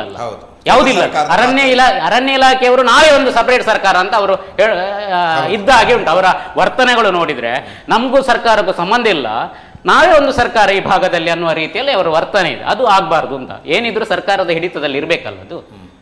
ಆ ಪ್ರಕಾರದಲ್ಲಿದೆ. ಒಬ್ಬ MLA MP ಯಾರು ಹೇಳಿದ್ರು ಕೂಡ ಆ ಮಾತನ್ನು ಕೇಳದ ಸ್ಥಿತಿಯಲ್ಲಿದ್ದಾರೆ. ಇದನ್ನು ಈ ಹಿಂದಿನ ರಮೇಶ್ ಕುಮಾರ್ ಸ್ಪೀಕರ್ ಅವರೇ ಅಧಿವೇಶನದಲ್ಲಿ ಹೇಳಿದ್ದಾರೆ. ನಾವು ಹೇಳುದು ಬಿಡಿ, ಅವರೇ ಹೇಳಿದ್ದಾರೆ. ಇದು ದುರಂತ ಹೇಳುದು ನಾನು. ಅದೊಂದು ಸರ್. ಈಗ ಮತ್ತೊಂದು ಹೆಬ್ರಿ ತಾಲೂಕು ವರಂಗ ಗ್ರಾಮ ಪಂಚಾಯತ್ ವ್ಯಾಪ್ತಿಯಲ್ಲಿ ಒಂದು ಅಂಡಾವರ ಗ್ರಾಮದಲ್ಲಿ ಮುಟ್ಲುಪಾಡಿ ಮರಂಟಬೇಲ್ ಅಂತಿದೆ. ಅಲ್ಲಿ 3 ಕುಟುಂಬ ಇದೆ, ಮಲೆಕುಡಿ ಕುಟುಂಬ. ಅಲ್ಲಿ 2005 ಆಸ್ಪಾಸಲ್ಲಿ ವಸಂತಗೌಡ ಅನ್ನನ್ನು ಎನ್ಕೌಂಟರ್ ಆಗಿದೆ. ಆ ಪ್ರದೇಶದಲ್ಲಿ, ಆ ಏರಿಯಾದಲ್ಲಿ ಒಂದು 3 ಮಲೆಕುಡಿ ಕುಟುಂಬ ಇದೆ. ಅಲ್ಲಿ ಇಷ್ಟ ತನಕ ವಿದ್ಯುತ್ ಬಿಡಿ ಸರ್. ಅಲ್ಲಿ ಕನಿಷ್ಠ ರೋಡ್ ಇಲ್ಲ ಸರ್, ಕಚ್ಚಾ ರೋಡೇ ಇಲ್ಲ. ನಾವು ಅದನ್ನು ಜಿಲ್ಲಾಡಳಿತಕ್ಕೆ ಮತ್ತು ಜನಪ್ರತಿನಿಧಿ ಗಮನಕ್ಕೆ ತಂದಿದ್ದೇವೆ. ಈಗ ಅದನ್ನು ನಾವು ಈಗ ಶ್ರೀಧರಗೌಡರು ರಾಜ್ಯಾಧ್ಯಕ್ಷರು ಹೇಳಿದಾಗೆ ನಮಗೆ ಅರಣ್ಯ ಇಲಾಖೆಯವರು, ಕಾನೂನು ಏನೇ ಇರಲಿ ಸರ್, ಅರಣ್ಯ ಇಲಾಖೆಯವರು ಅಲ್ಲಿಗೆ ಒಂದು ಮಾನವೀಯತೆ ನೆಲೆಯಲ್ಲಿ ಅವಕಾಶ ಮಾಡಿಕೊಡ್ಬೇಕು. ಅಲ್ಲ, ನಕ್ಸಲ್ ಬಾಧಿತ ಪ್ರದೇಶಗಳು, ಈ ಎಲ್ಲ ಪ್ರದೇಶಗಳು ಒಂದಷ್ಟು ನಕ್ಸಲ್ ಬಾಧಿತ ಪ್ರದೇಶಗಳಿಗೆ ಹೆಚ್ಚುವರಿಯಾದಂಥ ಅನುದಾನವನ್ನು ಸರ್ಕಾರ ಕೊಟ್ಟರೂ ಕೂಡ ಯಾವುದೇ ಮೂಲಭೂತ ಸೌಕರ್ಯಗಳು ಇನ್ನೂ ಕೂಡ ಆಗಲಿಲ್ವೇ ಸರ್? ಈಗ ಇದು ಎನ್ಕೌಂಟರ್ 2003ರಲ್ಲಿ ಇದು ರಾಜ್ಯದಲ್ಲಿ ಪ್ರಥಮವಾಗಿ ಎನ್ಕೌಂಟರ್ ಆಗಿತ್ತು. ತದನಂತರ ಅಲ್ಲಿ ವಿಶೇಷ ಪ್ಯಾಕೇಜ್ ಕೂಡ ಸರ್ಕಾರ ವಿಶೇಷ ಪ್ಯಾಕೇಜ್ಗಳು, ಹೆಚ್ಚಿನ ಅನುದಾನಗಳು. ಹೌದು. ಆದರೆ ಕೆಲವು ಕಡೆ ತಲುಪಿದೆ, ಕೆಲವು ಕಡೆ ಎಲ್ಲಿ ಬೇಕು ಮೂಲ ನಾನು ಹೇಳಿದೆ ಈಗ ಮತ್ತು ಸೇತುವೆ ಅವರು ರಾಜ್ಯಾಧ್ಯಕ್ಷರು ಹೇಳಿದರು. ನಾ ಈಗ ಮರಂಟಬೇಲು ಒಂದು ಅಲ್ಲಿ ಕರೆಂಟು ಇಲ್ಲ, ರೋಡು ಇಲ್ಲ, ಮತ್ತು ರೆಂಜಾಳದಲ್ಲಿ ಇನ್ನು 2 ಕುಟುಂಬಗಳಿಗೆ ಕಜಂಬೋಟ್ ಅಂತ 2 ಕುಟುಂಬ ಇದೆ, ಇನ್ನೂ ಅಲ್ಲಿ ಅವರಿಗೆ ಕರೆಂಟು ಇಲ್ಲ. ಮತ್ತು ಕನ್ಯಾಲು ಈದು ಗ್ರಾಮ ಪಂಚಾಯತಿಯಲ್ಲಿ ನೂರಲ್ಬೆಟ್ಟು ಕನ್ಯಾಲು ಹಾಡಿದೆ, ಅಲ್ಲಿ 11 ಕುಟುಂಬ ಇದೆ, ಮಲೆಕುಡಿ ಕುಟುಂಬ. ಅಲ್ಲಿ ಕಚ್ಚಾ ರೋಡ್ ಇದೆ, ಪ್ರಗತಿ ಆಗಿಲ್ಲ, ಮತ್ತು ಕರೆಂಟು ಕೂಡ ಇಲ್ಲ. ಇಂಥ ಸಮಸ್ಯೆಗಳಿದೆ, ಅದು ಅಲ್ಲಿ ತಲುಪಬೇಕಿತ್ತು, ಅದು ತಲುಪಲಿಲ್ಲ. ಬಟ್ ಎಲ್ಲ ಸಮಸ್ಯೆ ಸರ್ ಈಗ ಏನಂದರೆ ಸರ್ಕಾರ ಮನಸ್ಸು ಮಾಡಿದ್ರು ಕೂಡ ಜನಪ್ರತಿನಿಧಿಗಳು, ಸ್ಥಳೀಯ ಜನಪ್ರತಿನಿಧಿಗಳು ಸರ್ಕಾರ ಮನಸ್ಸು ಮಾಡಿದ್ರು ಕೂಡ ಅಲ್ಲಿ ಅರಣ್ಯ ಕಾಯ್ದೆ ತೊಡಕಾಗುತ್ತೆ.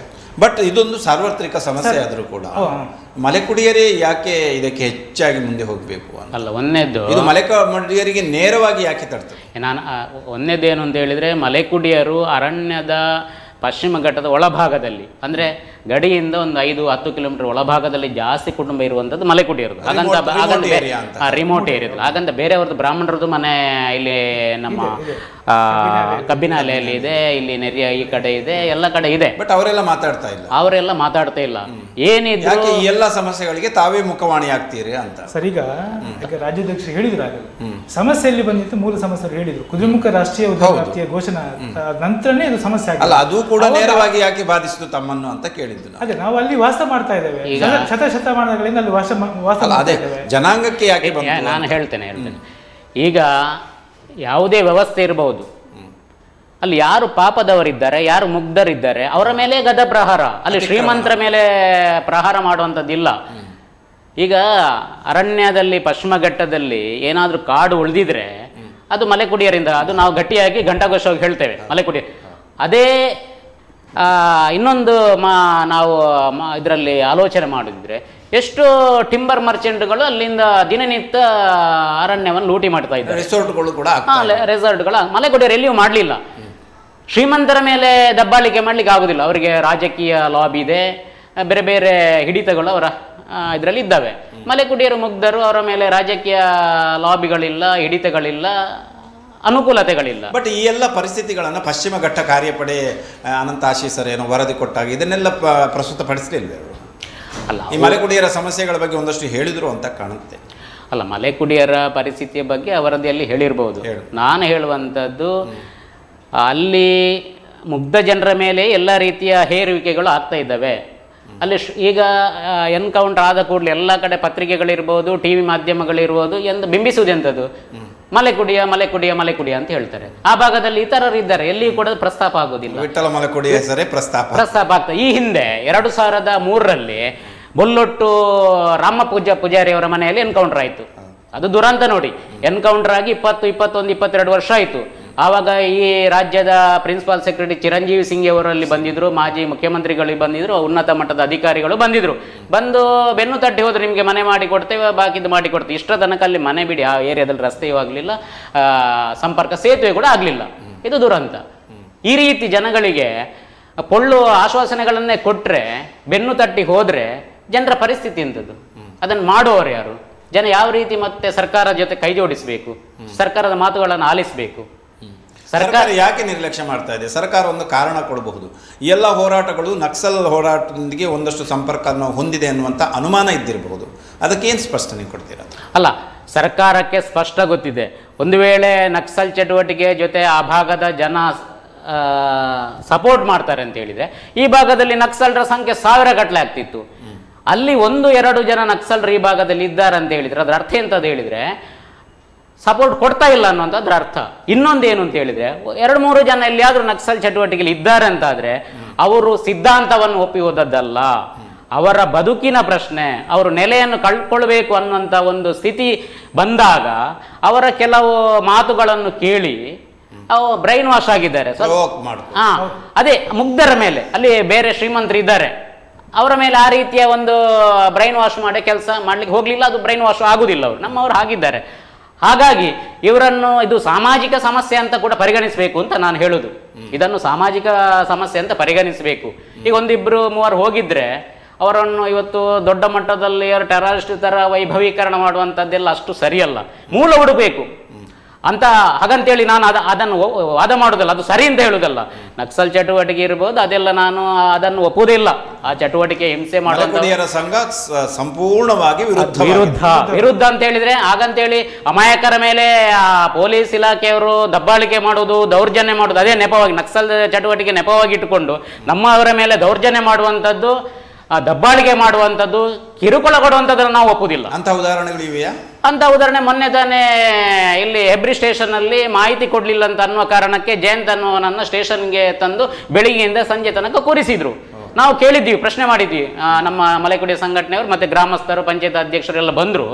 ನಾವು ಅಲ್ಲಿ ಪ್ರಶ್ನೆ ಮಾಡಿದ್ವಿ, ಯಾಕೆ ಇಲ್ಲಿ ಕರ್ಕೊಂಡು ಬಂದ್ರಿ ಅಂತ. ಆವಾಗ ಅವರು ಅಲ್ಲಿಯ ಠಾಣಾಧಿಕಾರಿ ಕೊಟ್ಟ ಉತ್ತರ ಏನು ಕೇಳಿದರೆ, ಅವ್ರು ನಮಗೆ ಮಾಹಿತಿ ಕೊಟ್ಟಿಲ್ಲ ಅಂತ. ನಾವು ಹೇಳಿದ್ವಿ, ಮಾಹಿತಿ ಅಂತ ಕೊಡೋದು, ಆ ಭಾಗದಲ್ಲಿ ಸಾವಿರಾರು ಕುಟುಂಬಗಳಿದ್ದಾವೆ, ಎಲ್ಲರನ್ನು ಇಲ್ಲಿ ತಂದು ಕೂರಿಸ್ತೀರಾ, ಬರೀ ಮಲೆಕುಡಿಯರೇ ಕಂಡದ್ದು ಯಾಕೆ ನಿಮಗೆ?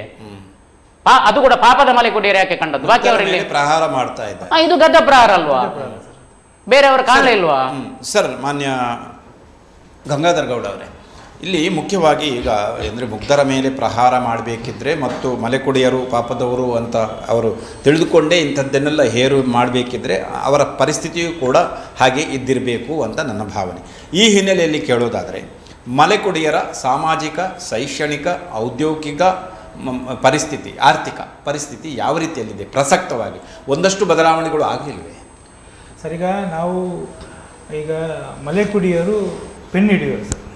ಸಂವಿಧಾನ ಚೌಕಟ್ಟಲ್ಲಿ ಏನಿದೆ ಅದರ ಮುಖಾಂತರ ನಾವು ನಮ್ಮ ಹಕ್ಕಿಗೋಸ್ಕರ ಹೋರಾಡುವುದು. ಹೌದು.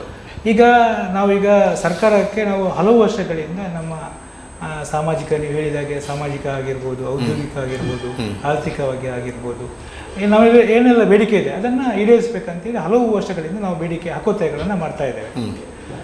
ಈಗ ಮೊನ್ನೆ ನಾವು 20 ಎಲ್ಲ ಸಮುದಾಯಗಳು ಒಂದಷ್ಟು ಅಭಿವೃದ್ಧಿಗೊಂಡು ಅವರ ಸ್ವಂತ ನೆಲೆಯಲ್ಲಿ ಆದರೂ ಸರ್ಕಾರದ ಸವಲತ್ತುಗಳ ವಿನಃ ಅವರ ಕೆಲವೊಂದು ಸಾಧನೆಯಿಂದಾದರೂ ಕೂಡ ಒಂದಷ್ಟು ವ್ಯವಸ್ಥೆಯಲ್ಲಿ ಅವರೊಂದಷ್ಟು ಗಟ್ಟಿಮುಟ್ಟ ಆಗಿದ್ದಾರೆ. ಹೌದು. ಈಗ ನಮ್ಮವರು ಆಲ್ಮೋಸ್ಟ್ ಬಹುತೇಕ ಮಂದಿ ಆರ್ಥಿಕ ಸ್ಥಿತಿಯಲ್ಲಿ ನಾವು ಸ್ಥಿತಿವಂತರಲ್ಲ ಸರ್. ಈಗ ಅದಕ್ಕೋಸ್ಕರ ನಾವು ಸರ್ಕಾರಕ್ಕೆ ನಮ್ಮ ಮಲೆಕುಡಿಯ ಸಂಘದಿಂದ ನಾವೊಂದು 100 ಕೋಟಿ ಅನುದಾನ ಮೀಸಲಿಡಬೇಕಂತೇಳಿ ನಾವು ಪ್ಯಾಕೇಜನ್ನು 100 ಕೋಟಿ ಅನುದಾನವನ್ನು ಪ್ಯಾಕೇಜನ್ನು ಘೋಷಿಸಬೇಕಂತೇಳಿ ನಾವು ಈಗ ಸರ್ಕಾರಕ್ಕೆ ಈಗಾಗಲೇ ನಾವು ಒತ್ತಾಯ ಮಾಡಿದ್ದೇವೆ. ಯಾಕಾಗಿ? ನಾವು ಈಗ ನೀವು ಹೇಳಿದಾಗೆ ಆರ್ಥಿಕವಾಗಿ, ಸಾಮಾಜಿಕವಾಗಿ, ಶೈಕ್ಷಣಿಕ ಅಲ್ಲ, ಹೇಗೆ ಅದನ್ನು ಉಪಯೋಗಿಸಿಕೊಳ್ಳೋದು ಅನುದಾನ? ನಾವು ಈಗ ಸರ್ಕಾರ 2013-14ರಲ್ಲಿ 14-15ರಲ್ಲಿ ITDPಗೆ 1 ಕೋಟಿ 6 ಲಕ್ಷ ಅನುದಾನ ಬಂದಿತ್ತು. ಸಮಗ್ರ ಗಿರಿಜನ ಅಭಿವೃದ್ಧಿ ಯೋಜನೆ ITDP ಅಂತೇಳಿ ಜಿಲ್ಲಾ ಆಫೀಸಲ್ಲಿ ಇದ್ದದ್ದು. ಹೌದು, ಡಿಸ್ಟ್ರಿಕ್ಟ್ ಆಫೀಸಲ್ಲಿ. ಆ ಇಲಾಖೆಗೆ 2013-14-15ರಲ್ಲಿ 1 ಕೋಟಿ 7 ಲಕ್ಷ ಬಂದಿತ್ತು ಅನುದಾನ. ಆ ಅನುದಾನದಲ್ಲಿ ಜಿಲ್ಲಾಧಿಕಾರಿ ಅಧ್ಯಕ್ಷತೆಯಲ್ಲಿ ಸಮುದಾಯ ಮುಖಂಡರ ಉಪಸ್ಥಿತಿಯಲ್ಲಿ ಒಂದು ಆಕ್ಷನ್ ಪ್ಲಾನ್ ಮಾಡಿತ್ತು. ಅದರ ಯೋಜನೆ ಅಡಿಯಲ್ಲಿ ನಮಗೆ ಮಲೆಕುಡಿಯರಿಗೆ ಆರೋಗ್ಯ ವಿಷಯ ಆಗಿರ್ಬೋದು, ಸ್ವಯಂ ಉದ್ಯೋಗ ಆಗಿರ್ಬೋದು, ಶೈಕ್ಷಣಿಕ ವಿಷಯ ಆಗಿರ್ಬೋದು, ಇಂಥ ಕ್ರಿಯೋಜನೆ ಮಾಡಿಕೊಂಡು ಸಮುದಾಯದ ಪ್ರಗತಿಗೆ ಒಂದು ಅನುಕೂಲ ಆಗಿತ್ತು. ಆ ಅನುದಾನ ಈಗ ಖಾಲಿ ಆಗಿದೆ. ಈಗ ಅನುದಾನ ಇಲ್ಲ, ನಮಗೆ ಬರ್ತಾ ಇಲ್ಲ. ಅನುದಾನ ಖಾಲಿ ಆಗಿದೆ, ಬಂದದ್ದು ಖಾಲಿ ಆಗಿದೆ.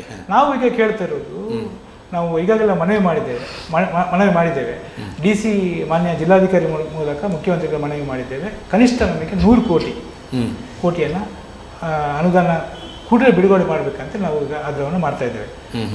ಅಂದರೆ ಬಜೆಟಲ್ಲಿ ಘೋಷಣೆ ಆಗಬೇಕು ಅದು. ಹೌದು, ಬಜೆಟಲ್ಲಿ ಘೋಷಣೆ ಮಾಡಬೇಕು. ITDPಗೆ ಅನುದಾನ ಕೊಟ್ಟರೆ ನಾವು ಈಗ ಬಜೆಟ್ನ ಪೂರ್ವಭಾವಿ ಸಭೆಗಳು ಕೂಡ ಆರಂಭ ಆಗಿದೆ.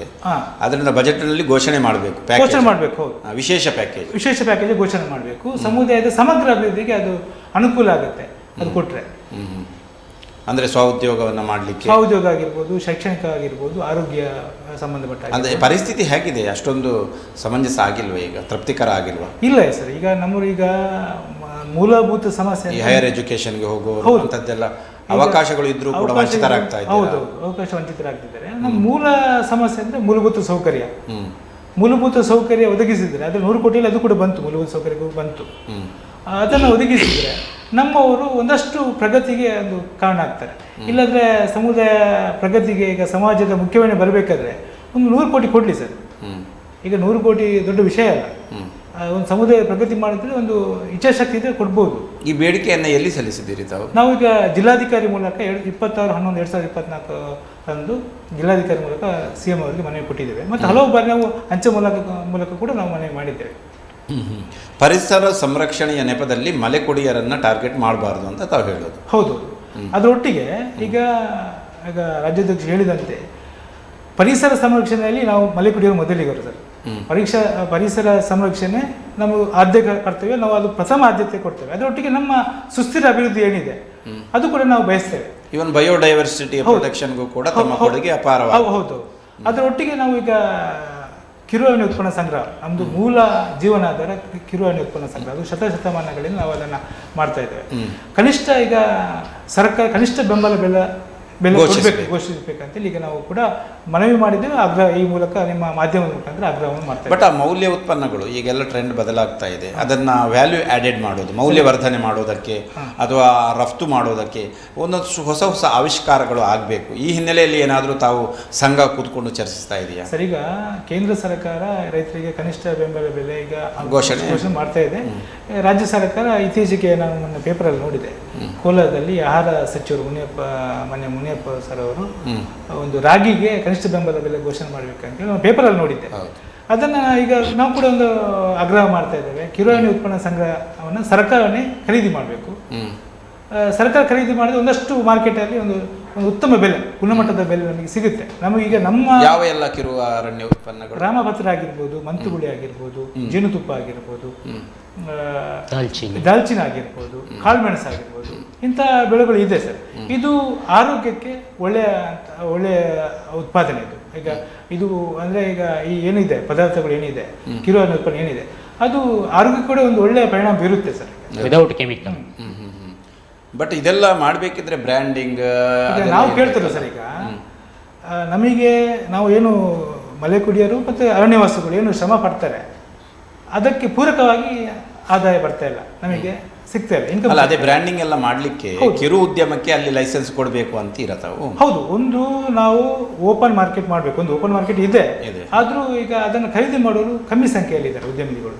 ಅದರೊಟ್ಟಿಗೆ ಸರ್ಕಾರನೇ ಒಂದು ಖರೀದಿ ಮಾಡಿದರೆ, ಕಿರುಅರಣ್ಯ ಉತ್ಪನ್ನ ಸಂಘ ಖರೀದಿ ಮಾಡಿದರೆ ಒಂದಷ್ಟು ನಮಗೆ ಒಳ್ಳೆ ಬೆಲೆ ಸಿಗುತ್ತೆ. ಅದಕ್ಕೋಸ್ಕರ ನಾವು ಈ ನಿಮ್ಮ ಮಾಧ್ಯಮದ ಮುಖಾಂತರ ನಾವು ಆಗ್ರಹ ಮಾಡ್ತಾ ಇದ್ದೇವೆ.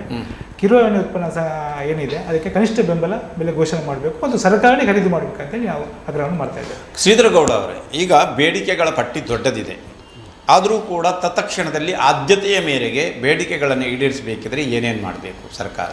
ಒಂದು ಮೂಲಭೂತ ಸೌಕರ್ಯವನ್ನು ಕಲ್ಪಿಸಲೇಬೇಕು. ಸರ್ಕಾರ ಈಗ ನಮ್ಮ ಒತ್ತಾಯ ಇರುವಂಥದ್ದು, ಸರ್ಕಾರ ನಮ್ಮ ಮಲೆಕುಡಿಯ ಸಂಘಟನೆಯನ್ನು ಒಂದು ಬಾರಿ ಮಾತುಕತೆಗೆ ಕರೀಬೇಕು. ನಿಯೋಗ ಹೋಗ್ಲಿಲ್ವಾ ಇಷ್ಟವರೆಗೆ? ನಾವು ನಿಯೋಗ ಹೋಗಿದ್ರು ಕೂಡ ನಮಗೆ ಅದಕ್ಕೆ ಆ ಮಾತುಕತೆ ಚರ್ಚೆ ಮಾಡಲಿಕ್ಕೆ ಅಲ್ಲಿ ಅವಕಾಶಗಳು ಸಿಕ್ಕಿಲ್ಲ. ಒಂದು ಮನವಿ ಕೊಡೋದು ಬರೋದು ಬಿಟ್ಟರೆ ನಮ್ಮ ಆಶೋತ್ತರಗಳೇನಿದ್ದಾವೆ, ನಮ್ಮ ಬೇಡಿಕೆಗಳೇನಿದ್ದಾವೆ ಅದನ್ನು ಒಂದು ಅರ್ಧ ತಾಸಾದರೂ ಕೇಳಿ, ಆ ತಾಳ್ಮೆಯಿಂದ ಕೇಳಿ ಅದಕ್ಕೆ ಸ್ಪಂದನೆ ಸಿಗುವ ನಿಟ್ಟಿನಲ್ಲಿ ಅದು ಆಗಬೇಕು. ಸರ್ಕಾರ ನಮ್ಮನ್ನು ಸಮಾಜ ಕಲ್ಯಾಣ ಸಚಿವರನ್ನಾದರೂ ಭೇಟಿ ಮಾಡಿ, ಸಮಾಜ ಕಲ್ಯಾಣ ಸಚಿವರನ್ನು ಭೇಟಿ ಮಾಡಲಿಕ್ಕೂ ನಮಗೆ ಆವಾಗ ಬೇಕಾದಷ್ಟು ಕಾಲಾವಕಾಶವನ್ನು ಅವರು ಕೊಡಬೇಕು. ಮಾನ್ಯ ಮುಖ್ಯಮಂತ್ರಿಗಳು ಕೂಡ ನಮ್ಮ ಮಲೆಕುಡಿಯ ಸಂಘಟನೆಯನ್ನು ಕರೆದೊಮ್ಮೆ ಸಭೆ ಮಾಡಿದರೆ ಮತ್ತೂ ಉತ್ತಮ. ನಮ್ಮ ಅಭಿಪ್ರಾಯವನ್ನು ಅಲ್ಲಿ ಹೇಳಿಕೊಳ್ಳಲಿಕ್ಕೆ ಸಾಧ್ಯ ಆಗ್ತದೆ. ನೀವು ಹೇಳಿದಾಗೆ ಈಗ ಆದ್ಯತೆಯಲ್ಲಿ ಯಾವುದು ನಮಗೆ ಫಸ್ಟ್ ಕೊಡಬೇಕು ಅಂತ ಹೇಳಿದ್ರಿ, ಮೂಲಸೌಕರ್ಯಗಳನ್ನು ಸರ್ಕಾರ ತಪ್ಪು, ಎಲ್ಲವನ್ನು ಕೊಡ್ಲಿಕ್ಕೂ ಸರ್ಕಾರದಿಂದ ಒಮ್ಮೆಲೆ ಆಗ್ಲಿಕ್ಕೆ ಇಲ್ಲ, ಹಂತ ಹಂತವಾಗಿ ಮಾಡಬೇಕು. ಅದು ಮಾಡಲಿ. ಬಟ್ ಆದ್ಯತೆ ಮೇಲೆ ಏನು ಅಂತ ಕೇಳಿದ್ರೆ, ಈಗ ನಮ್ಮಲ್ಲಿ ವೃತ್ತಿ ಶಿಕ್ಷಣ ಪಡೆದವರು ಬೆರಳೆಣಿಕೆಯಷ್ಟು ಮಂದಿ ಇರುವುದು. ವೃತ್ತಿ ಶಿಕ್ಷಣ ಪಡೆದವರು ಈಗ BEd ಆಗಿರ್ಬೋದು, D.Ed ಆಗಿರ್ಬೋದು, ನರ್ಸಿಂಗ್ ಕೋರ್ಸ್ ಇರ್ಬೋದು, ಅಂಥವರಿಗಾದರೂ ಸರ್ಕಾರ ಬೆರಳೆಣಿಕೆಯಷ್ಟು, ಈಗ ಉಡುಪಿ ಜಿಲ್ಲೆ ಹೆಚ್ಚು ಕಮ್ಮಿ 15ರಿಂದ 20 ಜನ ಇರ್ಬೋದು, ಇಡೀ ರಾಜ್ಯದಲ್ಲಿ ಒಂದು 50 ಜನ ಇರ್ಬೋದು ಆ ರೀತಿ ಶಿಕ್ಷಣವನ್ನು ಪಡೆದವರು. ಅವರಿಗಾದ್ರೂ ಒಂದು ಕಾಯಂ ಉದ್ಯೋಗವನ್ನು ಕೊಡಬೇಕು ಅಂತ ನಮ್ಮ ಒಂದು ಸರ್ಕಾರಿ ಕಾಯಂ ಉದ್ಯೋಗ ಕೊಡಬೇಕು. ಈಗ ಅವರು MA ಆದವರು, MCom ಆದವರು ಎಲ್ಲ 8,000ಕ್ಕೆ 10,000ಕ್ಕೆ ದುಡಿತಾ ಇದ್ದಾರೆ. ಇದು ದುರಂತ ನೋಡಿ. ಬುಡಕಟ್ಟು ಸಮುದಾಯ, ಅರಣ್ಯಾಧಾರಿತ ಸಮುದಾಯ, ಅತಿ ಸೂಕ್ಷ್ಮ ಸಮುದಾಯ ಎಲ್ಲವನ್ನು ಸರ್ಕಾರ ಹೇಳ್ತದೆ. ಬಟ್ ಇಂಥದ್ರಲ್ಲಿ ಕೂಡ ಸ್ವಲ್ಪ ಆದರೂ ಮಾಸ್ಟರ್ ಡಿಗ್ರಿ ಆದವರು, ವೃತ್ತಿ ಶಿಕ್ಷಣವನ್ನು ಪಡೆದವರು ಇದ್ದಾರೆ, ಅವರನ್ನು ಕರೆದೊಂದು ಸರ್ಕಾರ ನೌಕರಿಗೆ ಕೊಡುವಂಥ ಯೋಚನೆ ಸರ್ಕಾರಕ್ಕೆ ಬರಬೇಕು. ಬುಡಕಟ್ಟು ಸಮುದಾಯಗಳಿಗೆ ಮೀಸಲಾತಿ ಇದೆಯಲ್ಲ, ಅದನ್ನು ಬಳಸ್ಕೊಳ್ತಾ ಇಲ್ಲ. ಅಲ್ಲ, ಬಳಸ್ಕೊಳ್ತಾ ಇದ್ದಾರೆ. ಬುಡಕಟ್ಟು ಈಗ 3% ಈಗ ಇಡೀ ಉಡುಪಿ ಜಿಲ್ಲೆಗೆ ಆಗುವಾಗ 1 ಬರ್ತದೆ. ಬುಡಕಟ್ಟು ಸಮುದಾಯದಲ್ಲಿ ಬಲಾಢ್ಯ ಸಮುದಾಯಗಳು ಇದ್ದಾವೆ. ನಮ್ದೇನಿದ್ರು ನಮ್ದು ಜನಸಂಖ್ಯೆಯಲ್ಲಿ ಒಂದಷ್ಟು ಸಮುದಾಯ ಭಾರಿ ವಿರಳ ಇದೆ, ಭಾರಿ ಕಮ್ಮಿ ಇದೆ. ನಮ್ಮನ್ನು ಅದರ ಜೊತೆಗೆ ನಾವು ಅದಕ್ಕೆ ಒತ್ತಾಯ ಮಾಡೋದು PVTG ಗುಂಪಿಗೆ ಸೇರಬೇಕು ಅಂತ. ಈಗ ನಮ್ಮ ಕರ್ನಾಟಕದಲ್ಲಿ ಕೊರಗರು ಮತ್ತು ಜೇನುಕುರುಬರು ಇಬ್ಬರು ಮಾತ್ರ PVTGಗೆ ಅಸಹಾಯಕ ಗುಂಪು ಕೇಂದ್ರ ಸರ್ಕಾರ ನಮ್ಮನ್ನು ಅದಕ್ಕೆ ಸೇರಿಸಿ ಅಂತ ನಾವು ಒತ್ತಾಯ ಮಾಡ್ತಾ ಇದ್ದೇವೆ. ಆವಾಗ ಕೇಂದ್ರ ಸರ್ಕಾರ ಯಾವ ರೀತಿಯಲ್ಲಿ ಪ್ರಯತ್ನಗಳಾಗ್ತಾ ಇವೆ? ಈ ಬಗ್ಗೆ ನಾವು ಸರ್ಕಾರಕ್ಕೆ ಮನವಿಯನ್ನ ಕೊಟ್ಟಿದ್ದೇವೆ. ಈ ಹಿಂದೆ ಮುಖ್ಯಮಂತ್ರಿಗಳಿಗೂ ಕೂಡ ಅದನ್ನು ಮನವಿಯನ್ನು ಕೊಟ್ಟಿದ್ದೇವೆ. ಪತ್ರಿಕಾ ಪ್ರಕಟಣೆ ಮೂಲಕ ಕೂಡ ನಾವು ಸರ್ಕಾರದ ಗಮನವನ್ನು ಸೆಳೆದಿದ್ದೇವೆ. ಪ್ರಯತ್ನಗಳು ನಿರಂತರವಾಗಿ ನಾವು ಮಾಡ್ತಾ ಇದ್ದೇವೆ. ಅರಣ್ಯ ಮೂಲ ಬುಡಕಟ್ಟು ಒಕ್ಕೂಟ ಅಂತ ಕರ್ನಾಟಕ ರಾಜ್ಯದಲ್ಲಿ ನಮ್ಮದು ಸಂಘಟನೆ ಇದೆ. 12 ಸಮುದಾಯಗಳು ಅದರಲ್ಲಿ ಇದ್ದಾವೆ. ಈ ಸಂಘಟನೆಯಿಂದ ಕೂಡ ನಾವು ಸರ್ಕಾರದ ಮೇಲೆ ಹಕ್ಕೊತ್ತಾಯವನ್ನು ಬೇಡಿಕೆಯನ್ನು ಮಂಡಿಸಿಕೊಂಡು ಬಂದೇ. ಜಾತಿ ಗಣತಿಯ ಆಧಾರದ ಮೇಲೆ ಒಂದಷ್ಟು ನಿರೀಕ್ಷಿಸಬಹುದು. ನಾವು ಹೇಳೋದು ಅದರ ಒಳ ಮೀಸಲಾತಿಯ ಜೊತೆಗೆ ಪ್ರಾದೇಶಿಕ ಪ್ರಾತಿನಿಧ್ಯವನ್ನು ಕೂಡ ಕೊಡಬೇಕು ಅಂತ. ಪ್ರಾದೇಶಿಕ ಪ್ರಾತಿನಿಧ್ಯವನ್ನು ಕೊಡಬೇಕು. ನಮಗೆ ಇಲ್ಲಿ ನಮ್ಮದು ದಕ್ಷಿಣ ಕನ್ನಡ, ಉಡುಪಿ ಮತ್ತು ಚಿಕ್ಕಮಗಳೂರು, ಕೊಡಗು ಈ ಭಾಗದಲ್ಲಿ ನಮ್ಮದು ಸ್ವಲ್ಪ ಜಾಸ್ತಿ ಸಂಖ್ಯೆ ಇರುವಂಥದ್ದು. ಅರಣ್ಯ ಭಾಗದಲ್ಲಿ ಬೇರೆ ಕಡೆ ಸ್ವಲ್ಪ 5 ಮಂದಿ 10 ಮಂದಿ ಕುಟುಂಬಗಳು ಇರುವಂಥದ್ದು. ಹಾಗಾಗಿ ಪ್ರಾದೇಶಿಕ ಪ್ರಾತಿನಿಧ್ಯವನ್ನು ಕೊಡಬೇಕು. ನಮ್ಮವರು ಒಬ್ಬರೇ ಮೇಲೆ ಇಲ್ಲ, ಒಬ್ಬರು ಜಿಲ್ಲಾ ಪಂಚಾಯತ್ ಮೆಂಬರ್ ಇಲ್ಲ. ರಾಜಕೀಯ ಪ್ರಾತಿನಿಧ್ಯವು ನಮಗಿಲ್ಲ. ತಾವು ಆಸಕ್ತಿ ವಹಿಸ್ತಾ ಇಲ್ಲ? ಅಲ್ಲ, ನಾವು ಇದರ ಬಗ್ಗೆ ಆಸಕ್ತಿ ಅಂತ ಹೇಳಿದ್ರೆ ನಾವು ಪಂಚಾಯತ್ ಮಟ್ಟದಲ್ಲಿ ಪ್ರಾರಂಭ ಮಾಡಬೇಕು. ಪಂಚಾಯತಿ ಮಟ್ಟದಲ್ಲಿ ಇತ್ತೀಚೆಗೆ ಕೆಲವು ಸೀಟುಗಳನ್ನು ಕೊಡ್ತಾ ಇದ್ದೆ. ನಾನು ಆಗ ಒಂದು ಶಬ್ದ ಹೇಳಿದ್ದೆ, ನಮ್ಮ ಬುಡಕಟ್ಟು ಸಮುದಾಯದಲ್ಲಿ ಕೂಡ ಬಲಾಢ್ಯರಿದ್ದಾರೆ ಅಂತ. ಹಾಗಾಗಿ ಇಲ್ಲಿ ನಮಗೆ ಒಂದು ಸರ್ಕಾರವೇ ಒಂದು ರೊಟೇಷನ್ ಸಿಸ್ಟಮ್ ಪ್ರಕಾರ 1 ವರ್ಷ ಒಂದು ಜಿಲ್ಲಾ ಪಂಚಾಯತ್ ಹೊರಗರಿಗೆ ಕೊಟ್ಟರೆ ಇನ್ನೊಂದು ಇದರಲ್ಲಿ ಹಂತದಲ್ಲಿ ಮಲೆ ಕೊಟ್ಟರೆ ರಿಸರ್ವೇಷನ್ ಮಾಡಬೇಕು. ಆ ರೀತಿ ಮಾಡಿದ್ರೆ ಮಾತ್ರ ಸಾಧ್ಯ. ಹೇಳೋದಿದ್ರೆ ರಾಜಕೀಯದಲ್ಲಿ ಮೀಸಲಾತಿ ನಮ್ಗೆ ಕೊಡಬೇಕು ಅಂತ ನಮ್ದು ಅದು ಒಂದು ಬೇಡಿಕೆ ಇದೆ. ನಮ್ಮ ಒಟ್ಟು ಸಮುದಾಯ ಮೇಲೆ ಬರಬೇಕಾದ್ರೆ ವಿಧಾನಸೌಧದಲ್ಲಿ ನಮ್ಮವರು ಕೂಡ ನಮ್ಮವರ ಪರವಾಗಿ ಮಾತನಾಡೋರು ಒಬ್ರು ಬೇಕು. ಇಲ್ಲ, ಅದು ಕೊರತೆ ಇದೆ. ರೆಪ್ರೆಸೆಂಟೇಟಿವ್ ಇದ್ರೆ ಒಂದಷ್ಟಾದ್ರೂ ಸಮಸ್ಯೆ ಅಭಿವೃದ್ಧಿ ಆಗ್ತದೆ. ಅದು ದೊಡ್ಡ ಕೊರತೆ ನಮ್ಮಲ್ಲಿ. ಅದು ಕೂಡ ನೀಗಿಸಬೇಕು ಅಂತ ಅದಕ್ಕೆ ಸ್ವಲ್ಪ ಸರ್ಕಾರ ಗಮನ ಹರಿಸಬೇಕು. ವೀಕ್ಷಕರೇ, ಕಾರ್ಯಕ್ರಮದಲ್ಲೊಂದು ವಿರಾಮದ ಬಳಿಕ ಮತ್ತೆ ಕಾರ್ಯಕ್ರಮ ಮುಂದುವರಿಯುತ್ತದೆ.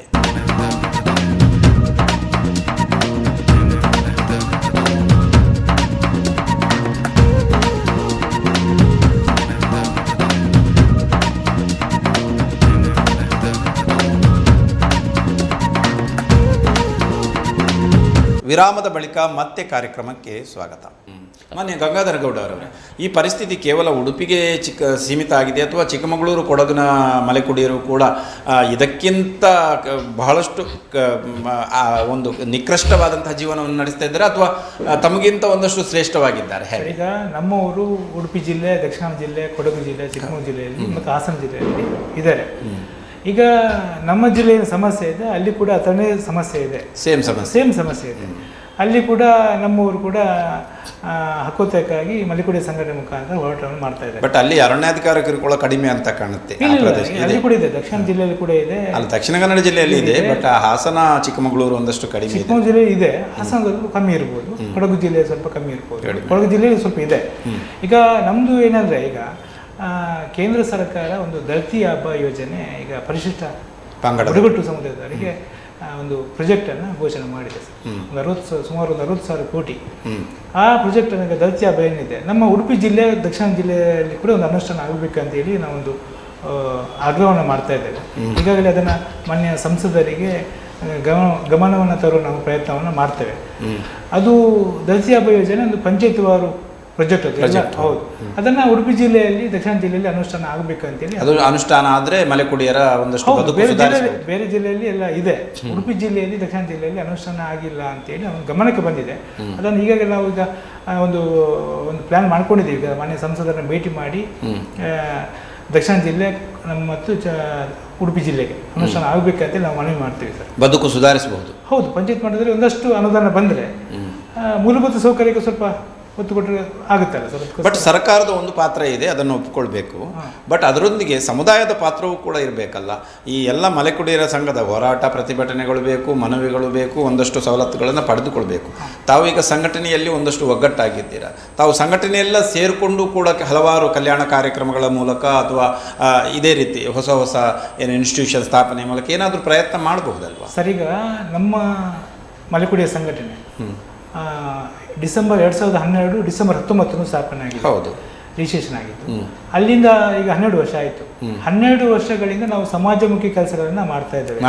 ಆರೋಗ್ಯ ತಪಾಸಣಾ ಶಿಬಿರ ಆಗಿರ್ಬೋದು, ಬೇರೆ ಬೇರೆ ಇಲಾಖೆ ಮುಖಾಂತರ ಮಾಹಿತಿ ಕಾರ್ಯಾಗಾರ ಆಗಿರ್ಬೋದು, ಜನಪರ ಹೋರಾಟ ಆಗಿರ್ಬೋದು, ಅಥವಾ ಬೇರೆ ಬೇರೆ ಸರ್ಕಾರದ ಸೇವೆ ಏನಾದರೂ ಹೆಲ್ತ್ ಏನಾದರೂ ಸಮಸ್ಯೆ ಆಗಿದ್ದರೆ ಅವರಿಗೆ ಒಂದು ಧನ ಸಹಾಯ ಮಾಡಿರೋಗಿರ್ಬೋದು, ವಿದ್ಯಾಭ್ಯಾಸಕ್ಕೆ ಒಂದು ಸಹಾಯಧನ ಆಗಿರ್ಬೋದು, ಇಂತಹ ಹಲವಾರು ಸಮಾಜಮುಖಿ ಕೆಲಸಗಳನ್ನು 12 ವರ್ಷಗಳಲ್ಲಿ ನಾವು ಮಾಡ್ತಾ ಬರ್ತಾ ಇದ್ದೇವೆ.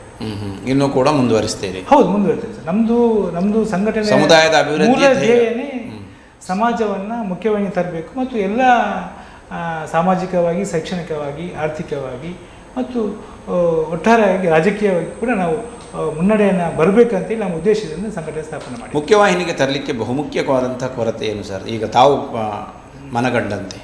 ಈಗ ಸರ್, ಈಗ ಸಂಘಟನೆ ಒಂದು ನಮ್ಮ ಏನು ಸಮುದಾಯದ ಆಶೋತ್ತರ ಏನಿದೆ ಅದನ್ನು ಸರ್ಕಾರಕ್ಕೆ ಅಥವಾ ಜಿಲ್ಲಾಡಳಿತಕ್ಕೆ ತಲುಪುವ ಪ್ರಯತ್ನ ಮಾಡ್ಬೋದು ಸರ್. ಈಗ ಸಂಘಟನೆ ಒಂದು ಎಲ್ಲವನ್ನ ಮಾಡಲಿಕ್ಕೆ ಆಗಲ್ಲ. ಸಂಘಟನೆ ಒಂದು ಜಿಲ್ಲಾಡಳಿತಕ್ಕೆ, ಸರ್ಕಾರಕ್ಕೆ ನಮ್ಮ ಏನು ಸಮಸ್ಯೆ ಇದೆ, ನಮ್ಮದು ಏನು ಬೇಡಿಕೆ ಇದೆ ಅದನ್ನು ಗಮನ ಸೆಳೆಯುವ ಪ್ರಯತ್ನ ಮಾಡ್ಬೋದು ಮತ್ತು ಸರ್ಕಾರ ಅದನ್ನು ಮಾಡಬೇಕಂತೇಳಿ ನಾವು ಒತ್ತಾಯ ಮಾಡ್ತಿದ್ದೇವೆ. ಸರ್ಕಾರ ನಮ್ಮ ಪಶ್ಚಿಮಘಟ್ಟ ವ್ಯಾಪ್ತಿಯಲ್ಲಿ ಇರುವಂತಹ ಮಲೆಕುಡಿಯರಿಗೆ, ವಿಶೇಷವಾಗಿ ಮಲೆಕುಡಿಯರಿಗೆ ಸರ್ಕಾರ ಒಂದು ಕ್ಯಾಬಿನೆಟಲ್ಲಿ ನಿರ್ಣಯ ಮಾಡಿಕೊಂಡು ವಿಶೇಷ ಪ್ರಕರಣದಡಿ ಸಮುದಾಯದ ಸಮಗ್ರ ಅಭಿವೃದ್ಧಿಗಾಗಿ ಒಂದು 100 ಕೋಟಿ ವಿಶೇಷ ಪ್ಯಾಕೇಜನ್ನು ಘೋಷಣೆ ಮಾಡಲೇಬೇಕು ಸರ್. ಇಲ್ಲದ್ರೆ ನಮ್ಮ ಸಮುದಾಯದ ಸಮಾಜವನ್ನು ಮುಖ್ಯವಾಗಿ ತನಿಖೆ ಆಗುವುದೇ ಇಲ್ಲ. ಸಂಘಟನೆ ಎಷ್ಟು ಪ್ರಯತ್ನ ಮಾಡ್ಬೋದು ಸರ್? ಈಗ ಸರ್ಕಾರ ಒಂದು ಮುಂದೆ ಬಂದು ಪ್ರಯತ್ನ ಮಾಡಿದರೆ ಆಗುತ್ತೆ.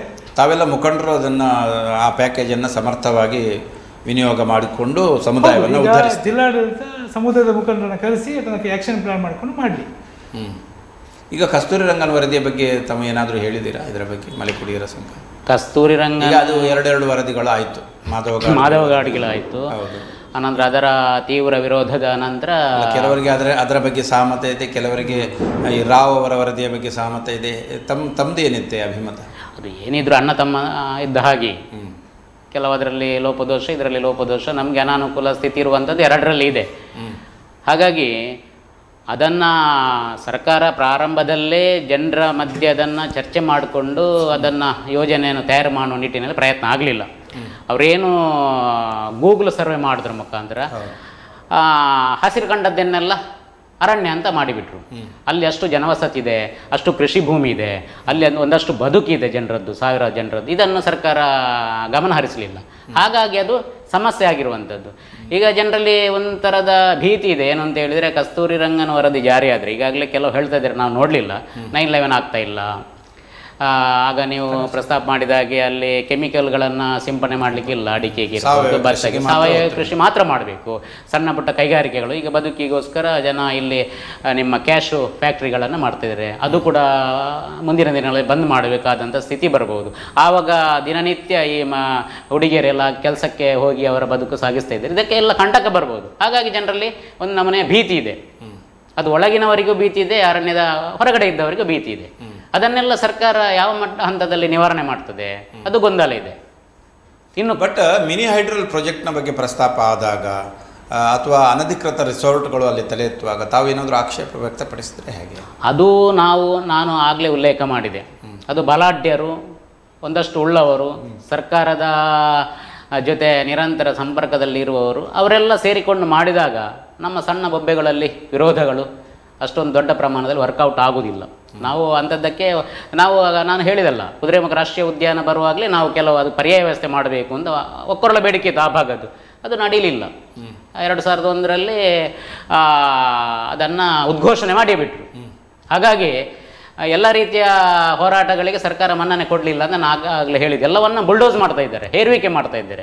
ನಮ್ಮ ವಿಶೇಷವಾಗಿ ಮಲೆಕುಡಿಯ ಸಮುದಾಯದ ಮೇಲೆ ಬುಲ್ಡೋಸ್ ಮಾಡುವಂಥದ್ದು, ಹೇರಿಕೆ ಮಾಡುವಂಥದ್ದು ಆಗ್ತಾ ಇದೆ. ಓಕೆ ಸರ್, ತಾವು ಮಲೆಕುಡಿಯ ಜನಾಂಗವನ್ನು ಅಭಿವೃದ್ಧಿಯ ವಿರೋಧಿಗಳು ಅಂತ ಹಣೆಪಟ್ಟಿ ಕೊಡ್ತಾರಲ್ಲ, ನೀವು ಅಭಿವೃದ್ಧಿಗೆ ಹೆಚ್ಚು ಸಹಮತ ಕೊಡೋದಿಲ್ಲ? ಇಲ್ಲ ಸರ್, ನಾವು ಯಾವಾಗಲೂ ಅಭಿವೃದ್ಧಿಗೆ, ಸುಸ್ಥಿರ ಅಭಿವೃದ್ಧಿಗೆ ನಾವು ಸಹಮತವನ್ನು ವ್ಯಕ್ತಪಡಿಸಿದ್ದೇವೆ. ಮತ್ತೆ ಸಸ್ಟೈನೇಬಲ್ ಡೆವಲಪ್ಮೆಂಟ್. ಈಗ ನಮ್ಮ ಊರೀಗ ದೇಶದ ಅಭಿವೃದ್ಧಿ ಆಗಿರ್ಬೋದು ಮತ್ತು ಎಲ್ಲ ರೀತಿಯ ಅಭಿವೃದ್ಧಿಗಾಗಿ ನಮ್ಮ ಸಮುದಾಯ ಕೊಡುಗೆ ಕೊಡ್ತಾ ಇದೆ. ಸುಸ್ಥಿರ ಅಭಿವೃದ್ಧಿ ಅಂದರೆ ಏನು ಆಗಬೇಕು ತಮ್ಮ ಪ್ರಕಾರ? ಅಲ್ಲಿ ಸುಸ್ಥಿರ ಅಭಿವೃದ್ಧಿ ಅಂದರೆ ಒಟ್ಟು ಪರಿಸರ ಸಂರಕ್ಷಣೆ ನಮಗೆ ಪ್ರಥಮ ಆದ್ಯತೆ. ಪರಿಸರ ಸಂರಕ್ಷಣೆ ಒಟ್ಟಿಗೆ ನಮ್ಮದು ಕೂಡ ಅಭಿವೃದ್ಧಿ ಕೂಡ ಆಗಬೇಕು. ಮೂಲಭೂತ ಸೌಕರ್ಯ ಆಗಿರ್ಬೋದು ಮತ್ತು ಬೇರೆ ಕಿರುವಾಣಿ ಉತ್ಪನ್ನ ಸಂಗ್ರಹ ಕೂಡ ನಮಗೆ ಒಂದು ಅವಕಾಶ ಮಾಡಿಕೊಡ್ಬೇಕು ಅಂಥೇಳಿ ವಿಷಯ ಇರುವಂಥದ್ದು. ಅಲ್ಲ, ಉದ್ಯೋಗಾವಕಾಶಗಳು ಸಿಕ್ಕರೆ ಒಂದಷ್ಟು ಯೋಜನೆಗಳನ್ನು ಅಲ್ಲಿಯೂ ಕೂಡ ಮಾಡಬಹುದಲ್ಲ, ಇನ್ಸ್ಟಾಲ್ ಮಾಡಬಹುದಲ್ಲ? ಮಾಡ್ಬೋದು ಸರ್, ತಮ್ಮ ವಿರೋಧ ಇಲ್ಲ? ಇಲ್ಲ, ತಮ್ಮ ವಿರೋಧ ಇಲ್ಲ. ಆದರೆ ಹೇಳಿದ್ರು ಪರಿಸರ ಸಂರಕ್ಷಣೆಗೆ ನಾವು ಒತ್ತನ್ನು ಕೊಡ್ತೇವೆ ಮತ್ತು ಸರ್ಕಾರ ಜನಪರ ಏನು ಯೋಜನೆ ಇದೆ ಅದನ್ನು ನಾವು ಬೆಂಬಲಿಸ್ತೇವೆ ಸರ್ ಯಾವುದು. ಬಟ್ ಕೆಲವು ಪರಿಸರವಾದಿಗಳು ಕಸ್ತೂರಿ ರಂಗನ್ ವರದಿಯನ್ನು ಸಂಪೂರ್ಣವಾಗಿ ಒಪ್ಕೊಳ್ತಾ ಇದ್ದಾರಲ್ಲ? ಈಗ ಸರ್ ಈಗ ವಿಷಯ ಏನಂದ್ರೆ- ಎಲ್ಲವೂ ಸರಿ ಇದೆ ಸರ್, ಅಂತ ಈಗ ಹೇಳ್ತಾರೆ. ವಿಷಯ ಏನಂದ್ರೆ- ಈಗ ಕೀಟನಾಶಕ ಸಿಂಪಡಿಸಬೇಡಿ ಅಂತ ಅದು ಸರಿ ಅಲ್ಲ, ಇದೆ. ಸರ್ ಈಗ ವಿಷಯ ಏನಂದ್ರೆ ಈಗ ಇಲ್ಲವಾದ್ರೆ ಮುಂದಿನ ದಿನಗಳಲ್ಲಿ ಸಂಪೂರ್ಣವಾಗಿ ಪಶ್ಚಿಮ ಘಟ್ಟ ನಾಶ ಆಗುತ್ತೆ. ಅಲ್ಲ ಸರ್ ಈಗ ಏನು ವಿಷಯ ಏನಂದ್ರೆ ಸರ್ಕಾರ ಕಸ್ತೂರಂಗನ ವರದಿ ಆಗಿರ್ಬೋದು, ಪರಿಸರ ಸೂಕ್ಷ್ಮ ವಲಯ ಆಲ್ರೆಡಿ ಘೋಷಣೆ ಆಗಿದೆ ಅದು. ಹೌದು. ಕಸ್ತೂರಂಗನ ಆಗಿರ್ಬೋದು ಮತ್ತು ಮಾಧವ ಗಾಡ್ಗಿಲ್ ಯೋಜನೆ ಆಗಿರ್ಬೋದು, ಇದರ ಬಗ್ಗೆ ಸರ್ಕಾರ ಸ್ಪಷ್ಟನೆ ಕೊಡಬೇಕು. ಈಗ ಜನರಿಗೆ ಅದು ತಿಳುವಳಿಕೆ ಇಲ್ಲ. ಈಗ ಹೆಚ್ಚಿನ ಗ್ರಾಮೀಣ ಪ್ರದೇಶದವರಿಗೆ ಆ ವ್ಯಾಪ್ತಿಯಲ್ಲಿ ಕಸ್ತೂರಂಗನ ವರದಿ ವ್ಯಾಪ್ತಿಯಲ್ಲಿ ಬರುವಂತಹ ಜನರಿಗೆ, ಸಾರ್ವಜನಿಕರಿಗೆ ಅದರ ಬಗ್ಗೆ ಮಾಹಿತಿ ಇಲ್ಲ. ಇದು ಗ್ರಾಮ ಪಂಚಾಯತ್ ಮಟ್ಟದಲ್ಲಿ ಅದನ್ನು ಒಂದು ಗ್ರಾಮ ಸಭೆ ಮಾಡಿಕೊಂಡು ಅಥವಾ ಬೇರೆ ಸಭೆ ಮಾಡಿಕೊಂಡು ಜನರಿಗೆ ಮಾಹಿತಿ ಕೊಡಬೇಕು. ಬಟ್ ಜನರೇ ಸಹಭಾಗಿತ್ವವನ್ನು ವಹಿಸದಿದ್ರೆ, ಯಾಕಂದ್ರೆ ಕೇರಳದಲ್ಲಿ ನೋಡಿ, ಕಸ್ತೂರಿರಂಗನ್ ವರದಿಯ ಪರಿಷ್ಕರಣೆಗಳು ಅಥವಾ ಜಾರಿಗೆ ಬಂದ ಕೂಡಲೇ ಅವರು ಎಚ್ಚೆತ್ತುಕೊಳ್ತಾರೆ, ಎಲ್ಲರೂ ಕೂಡ ಗ್ರಾಮ ಪಂಚಾಯತ್ನಲ್ಲಿ ನಿರ್ಣಯವನ್ನು ತೆಗೆದುಕೊಳ್ತಾರೆ. ಇಲ್ಲಿ ಅಂಥ ಒಂದು ಆಕ್ಟಿವ್ನೆಸ್ ಕಾಣೋದಿಲ್ಲ. ಈಗ ಸರ್ ಈಗ ರಾಜ್ಯಾಧ್ಯಕ್ಷರು ಅದರ ಬಗ್ಗೆ ಕಸ್ತೂರಂಗನ ಹೋರಾಟ ಆಗಿರ್ಬೋದು, ಹುಲಿ ಯೋಜನೆ ಆಗಿರ್ಬೋದು, ಅವರ ಮುಖಾಂತರ ನಾವು ಹೋರಾಟ ಮುಂಚೆ ಮಾಡಿದ್ದೀವಿ. ಇತ್ತೀಚೆಗೆ ನಾವು ಕೂಡ ಅದನ್ನು ಮಾಡ್ತಾ ಇದ್ದಾರೆ. ಈಗ ಕುಂದಾಪುರದಲ್ಲಿ ಈಗ ಹೋರಾಟ ಪ್ರಾರಂಭವಾಗಿದೆ. ನಾವು ಪ್ರಥಮ ಬಾರಿಗೆ ಕಸ್ತೂರಂಗನ ಹೋರಾಟ ಮಾಡಿದ್ದು ನಮ್ಮ ಕಾರ್ಕಳ ವ್ಯಾಪ್ತಿಯಲ್ಲಿ ಹೋರಾಟ ಮಾಡಿದ್ದು ಪ್ರಥಮವಾಗಿ. ಅಲ್ಲಿ ಅದು ಹುಲಿ ಯೋಜನೆ ಮಾಡಿದೀವಿ. ಕಸ್ತೂರಂಗನ ಕೂಡ ಅದರ ಬಗ್ಗೆ ನಾವು ಹೋರಾಟ ಮಾಡಿದ್ವಿ, ಕಾರ್ಕಳದಲ್ಲಿ ಮಾಡಿದ್ವಿ, ಉಡುಪಿಯಲ್ಲಿ ಮಾಡಿದ್ವಿ. ಹಾಗೆ ನಾವು ಯಾವುದೇ ಯೋಜನೆ, ಕಸ್ತೂರಂಗನ ಆಗಿರ್ಬೋದು, ಮಾಧವ ಗಾಡ್ಗೆ ಆಗಿರ್ಬೋದು, ಕಾರ್ಕಳದಿಂದ ಅದು ಮೂಲ ಅಲ್ಲಿಂದ ಬರುವಂಥದ್ದು ಹೋರಾಟಗಳು. ಈಗ ಕರ್ಮಭೂಮಿ, ಹೌದು, ಹೋರಾಟದ ಕರ್ಮಭೂಮಿ. ಈಗ ಕುಂದಾಪುರದವರು ಕೂಡ ಈಗ ಹೋರಾಟ ಮಾಡ್ತಾ ಇದ್ದಾರೆ. ಅದೊಂದು ಶ್ಲಾಘನೀಯ ವಿಚಾರ. ಅದು ಅವರ ಹೋರಾಟ ಕೂಡ ಬೆಂಬಲ ಕೊಡ್ತೇವೆ. ನಾವು ಈಗ ಹೇಳುವಂಥದ್ದು, ಈಗ ಗ್ರಾಮ ಪಂಚಾಯತ್ ಆಡಳಿತ ಏನಿದೆ ಅಲ್ಲಿ ಒಂದು ವಿಶೇಷ ಸಭೆ ಕರೆದು ಅಲ್ಲಿ ಏನು ಅವರ ಪಂಚಾಯತ್ ನಿರ್ಣಯ ತಗೊಂಡು ಅದನ್ನು ಸರ್ಕಾರ ಸಲ್ಲಿಕೆ ಮಾಡಲಿ. ಕೇರಳ ಮಾದರಿಯಲ್ಲಿ ಆಕ್ಟಿವ್ ಇರಬೇಕು. ಓಕೆ, ಸರಿ. ತಮ್ಮ ಹೋರಾಟದ ರೂಪುರೇಷೆಗಳು ಯಾವ ರೀತಿಯಲ್ಲಿ ಚರ್ಚಿತವಾಗಿ ಒಂದು ಜಾರಿ ಬರ್ತದೆ ಮತ್ತು ತಮ್ಮ ಈ ಮಲೆಕುಡಿಯರ ಸಂಘ ರಾಜ್ಯ ಸಮಿತಿ ಮತ್ತು ಜಿಲ್ಲಾ ಸಮಿತಿ ಒಂದಷ್ಟು ಕೋಆರ್ಡಿನೇಷನ್ನೊಂದಿಗೆ ಏನೆಲ್ಲ ರೂಪಿಸ್ತದೆ ಮುಂದಿನ ದಿನಗಳಲ್ಲಿ? ನಮ್ಮದು ಪ್ರಾರಂಭದಲ್ಲಿ ಉಡುಪಿಯಲ್ಲಿ ಜಿಲ್ಲಾ ಮಲೆಕುಡಿಯ ಸಂಘ ಏನು ಪ್ರಾರಂಭ ಆಯಿತಾ, ಆನಂತರ ಈಗ ದಕ್ಷಿಣ ಕನ್ನಡದಲ್ಲಿ ಸಂಘಟನೆ ಇತ್ತು, ಬೇರೆ ಬೇರೆ ಜಿಲ್ಲೆಗಳಲ್ಲಿ ಸಂಘಟನೆ ಇತ್ತು. ಆನಂತರ ನಾವು ಎಲ್ಲ ಜಿಲ್ಲೆಗಳನ್ನು ಒಟ್ಟು ಸೇರಿಸಿಕೊಂಡು ರಾಜ್ಯ ಸಂಘ ಅಂತ ಮಾಡಿದ್ವಿ. ಆ ಮುಖಾಂತರವಾಗಿ ನಮ್ಮದು ಮಲೆಕುಡಿಯರದ್ದು ಏನು ಸಮಸ್ಯೆಗಳಿದ್ದಾವೆ, ಏನು ಆಶೋತ್ತರಗಳಿದ್ದಾವೆ, ಏನು ಬೇಡಿಕೆಗಳಿದ್ದಾವೆ, ನಾವು ಯಾವ ರೀತಿಯಲ್ಲಿ ತುಳಿತಕ್ಕೊಳಗಾಗಿದ್ದೇವೆ, ಅನ್ಯಾಯಕ್ಕೊಳಗಾಗಿದ್ದೇವೆ, ದೌರ್ಜನ್ಯಕ್ಕೊಳಗಾಗಿದ್ದೇವೆ, ಎಲ್ಲವನ್ನು ನಾವು ಬೇರೆ ಬೇರೆ ಸಂದರ್ಭಗಳಲ್ಲಿ ಕೂತು ಚರ್ಚೆ ಮಾಡಿದ್ದುಂಟು ನಮ್ಮ ಮುಖಂಡರುಗಳು. ನಾವು ಮುಂದಿನ ದಿನಗಳಲ್ಲಿ ಇದಕ್ಕೆ ನಾವು ಯಾವ ರೀತಿ ಹೋರಾಟಗಳನ್ನು ಮಾಡಬೇಕು, ಸರ್ಕಾರದ ಗಮನವನ್ನು ಹೇಗೆ ಸೆಳಿಬೇಕು ಅನ್ನುವಂಥದ್ದು ಕೂಡ ಬೇರೆ ಬೇರೆ ಹಂತದಲ್ಲಿ ಚರ್ಚೆ ಆಗಿದೆ. ನಮ್ಮದು ಸಂಘಟನೆ ಆದ ನಂತರ ಕೆಲವೊಂದು ಬದಲಾವಣೆಗಳು ಕೂಡ ಆಗಿದ್ದಾವೆ. ನಮ್ಮಲ್ಲಿ ಭಾರಿ ಮೂಲೆಯಲ್ಲಿದ್ದ ಕೆಲವು ಯುವಕರೆಲ್ಲ ಮುಖ್ಯವಾಹಿನಿಗೆ ಬಂದಿದ್ದಾರೆ, ಲೀಡರ್ಶಿಪ್ ಬಂದಿದೆ, ತಮ್ಮ ಅಭಿಪ್ರಾಯಗಳನ್ನು ಮಂಡನೆ ಮಾಡುವಂಥ ಸ್ಥಿತಿಗೆ ಬಂದಿದ್ದಾರೆ. ನಮ್ಮ ಬೇಡಿಕೆಗಳನ್ನು ಗ್ರಾಮ ಪಂಚಾಯತ್ ಮಟ್ಟದಲ್ಲಿ, ತಾಲೂಕ್ ಪಂಚಾಯತ್ ಮಟ್ಟದಲ್ಲಿ, ಜಿಲ್ಲಾ ಪಂಚಾಯತ್ ಕಚೇರಿಗಳಲ್ಲಿ ಹೋಗಿ ಕೂಡ ತಮ್ಮ ಬೇಡಿಕೆಗಳನ್ನು ಈಡೇರಿಸಿಕೊಳ್ಳುವಷ್ಟು ಹಂತಕ್ಕೆ ಕೆಲವರು ಬೆಳೆದಿದ್ದಾರೆ. ಇದು ನಮಗೆ ಸಂಘಟನೆ ಬಗ್ಗೆ ನಮಗೆ ಖುಷಿ ಇದೆ. ಅದರ ಜೊತೆಗೆ ನಾವು ಸಾಂಘಿಕವಾಗಿ ನಮಗೆ ಸರ್ಕಾರದ ನಿಲುವುಗಳು, ಧೋರಣೆಗಳು ನಮ್ಮ ವಿರುದ್ಧ ಬಂದಾಗ ನಾವು ಧ್ವನಿಯನ್ನು ದೊಡ್ಡ ಮಟ್ಟದಲ್ಲಿ ಬೇರೆ ಬೇರೆ ಸಮಾನಾಸಕ್ತ ಸಂಘಟನೆಗಳ ಜೊತೆ ಸೇರಿಕೊಂಡು ಮಾಡುವಷ್ಟು ಹಂತಕ್ಕೆ ಕೂಡ ಬೆಳೆದಿದ್ದೇವೆ. ಇಡೀ ಕರ್ನಾಟಕ ರಾಜ್ಯದಲ್ಲಿ ಸಂಘಟನೆ ಬಲಿಷ್ಠ ಆಗಿದೆ. ರಾಜ್ಯದ ಬೇರೆ ಬೇರೆ ನಮ್ಮ ಸಮಾನಾಸಕ್ತ ಸಂಘಟನೆಗಳ ಜೊತೆ ನಮಗೆ ಸಂಪರ್ಕ ಇದೆ. ಯಾವುದೆಲ್ಲ ಈಗ national law school of India, ರಾಷ್ಟ್ರೀಯ ಕಾನೂನು ಶಾಲೆ ಬೆಂಗಳೂರು, ಇವರ ಜೊತೆ ನಾವು ಅನೇಕ ಕಾರ್ಯಕ್ರಮಗಳನ್ನು, ಹೋರಾಟಗಳನ್ನು ಮಾಡಿದ್ದೇವೆ. ಅರಣ್ಯ ಮೂಲ ಬುಡಕಟ್ಟು ಒಕ್ಕೂಟದ ಜೊತೆ ಕೈ ಜೋಡಿಸಿದ್ದೇವೆ. ಆದಿವಾಸಿಗಳ ಒಕ್ಕೂಟ ಅಂತ ಇದೆ. ಬೇರೆ ಬೇರೆ ಸಮುದಾಯದ ಸಂಘಟನೆಗಳ ಜೊತೆ, ರಾಜ್ಯದ ಗಮನ ಸೆಳೆದಂಥ ಸಂಘಟನೆಗಳ ಜೊತೆ ನಾವು ನಿರಂತರವಾಗಿ ಸಾಂವಿಧಾನಿಕ ನೆಲೆಯಲ್ಲಿ ಪ್ರಜಾತಾತ್ಮಕ ವ್ಯವಸ್ಥೆ ಅಡಿಯಲ್ಲಿ ಹೋರಾಟಗಳನ್ನು ಸಮಸ್ಯೆಗಳ ಬಗ್ಗೆ, ಈಗ ಹಕ್ಕಿ ಪಿಕ್ಕಿ, ಜೇನುಕುರುಬರ ಸಮಸ್ಯೆಗಳ ಬಗ್ಗೆ ತಾವು ಏನಾದರೂ ಅವರ ಬಗ್ಗೆ ಕೂಡ ನಾವು ಅರಣ್ಯ ಮೂಲ ಬುಡಕಟ್ಟು ಒಕ್ಕೂಟದಲ್ಲಿ ಇದ್ದುಕೊಂಡು ಅದರ ಬಗ್ಗೆ ಕೂಡ ನಾವು ಹೋರಾಟ ಮಾಡಿದ್ದೇವೆ. ಈಗ ನಾವು ಇಲ್ಲಿ ಇಲ್ಲಿ ಮಡಿಕೇರಿಯಲ್ಲಿ ಲೈನ್ ಮನೆಗಳಿದ್ದಾವೆ, ಆ ಹೋರಾಟಕ್ಕೆ ಕೂಡ ನಾವು ಕೈ ಜೋಡಿಸಿದ್ದೀವಿ.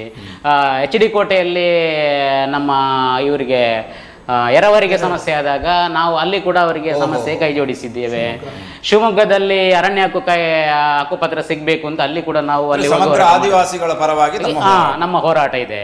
ಜನಸಾಮಾನ್ಯರ ಬಗ್ಗೆ, ಆದಿವಾಸಿಗಳಲ್ಲದೆ ಆ ಭಾಗದಲ್ಲಿ ಇತರ ಕೃಷಿಕರು, ಕೃಷಿ ಕೂಲಿ ಕಾರ್ಮಿಕರ ಬಗ್ಗೆ ತಾಪತ್ರೆಗಳಾದಾಗ ಅವರ ಪರವಾಗಿ ಕೂಡ ನಿಂತು ನಾವು ಹೋರಾಟ ಮಾಡಿದ್ದೀವಿ. ಈಗ ವಸತಿ ರೈತರು ತುಂಬಾ ಜನ ಇದ್ರಲ್ಲ, ಅವರನ್ನು ಏನ್ ಮಾಡ್ತೀರಿ? ಅವರಿಗೆ ಒಂದು ವಸತಿ ಬೇಕಲ್ಲ. ನಾವು ಹೇಳುವಂತದ್ದು ಈಗಾಗಲೇ ಉಲ್ಲೇಖ ಮಾಡಿ ಏನ್ ಹೇಳ್ತದೆ ಸಮೀಕ್ಷೆ, ಮಲೆಕುಡಿಯರಲ್ಲಿ ವಸತಿ ರಹಿತರು ಎಷ್ಟಿದ್ದಾರೆ? ಮಲೆಕುಡಿಯರಲ್ಲಿ ಈಗ ವಸತಿ ರಹಿತರು ಅಂತ ಹೇಳಿದರೆ, ಈಗ ನಮ್ಮವರು ಅರಣ್ಯದ ಒಳಗಡೆ ಇದ್ದವರು ಬಹುತೇಕ ಸ್ವಲ್ಪ ಮಟ್ಟಿಗೆ ವಸತಿ ಇರುವವರೇ, ಸ್ವಲ್ಪ ತಪ್ಪಲಿನಲ್ಲಿರುವವರು 5 ಸೆನ್ಸ್ ಇದ್ದವರು, ಕೆಲವು ಜಾಗವೇ ಇಲ್ಲದವರು ಬಾಡಿಗೆ ಮನೆಯಲ್ಲಿ ಇನ್ನೊಬ್ಬರ ಆಶ್ರಯ ಮಾಡಿಕೊಂಡಿದ್ದಾರೆ. ನಾವು ಹೇಳುವಂಥದ್ದು ಅದಕ್ಕೋಸ್ಕರವೇ 400 ಎಕರೆ ಜಾಗವನ್ನು ನೀವು ವಸತಿ ರೈತರಿಗೆ ಹಂಚಲಿಕ್ಕೆ ಅದನ್ನು ಮೀಸಲಿಡಿ ಅನ್ನುವಂಥದ್ದು ನಾವು ಕೇಳುದು, ಅದಕ್ಕೋಸ್ಕರವೇ ಕೇಳುದು. ಅದಕ್ಕೆ ಒಂದು ಆ ರೀತಿಯ ಒಂದು ವ್ಯವಸ್ಥೆ ಮಾಡಿಕೊಟ್ರೆ ಎಲ್ಲರೂ ಕೂಡ ಸ್ವಲ್ಪ ಆರ್ಥಿಕವಾಗಿ ಮೇಲೆ ಬರಲಿಕ್ಕೆ ಸಾಧ್ಯ ಆಗ್ತದೆ ಅಂತ.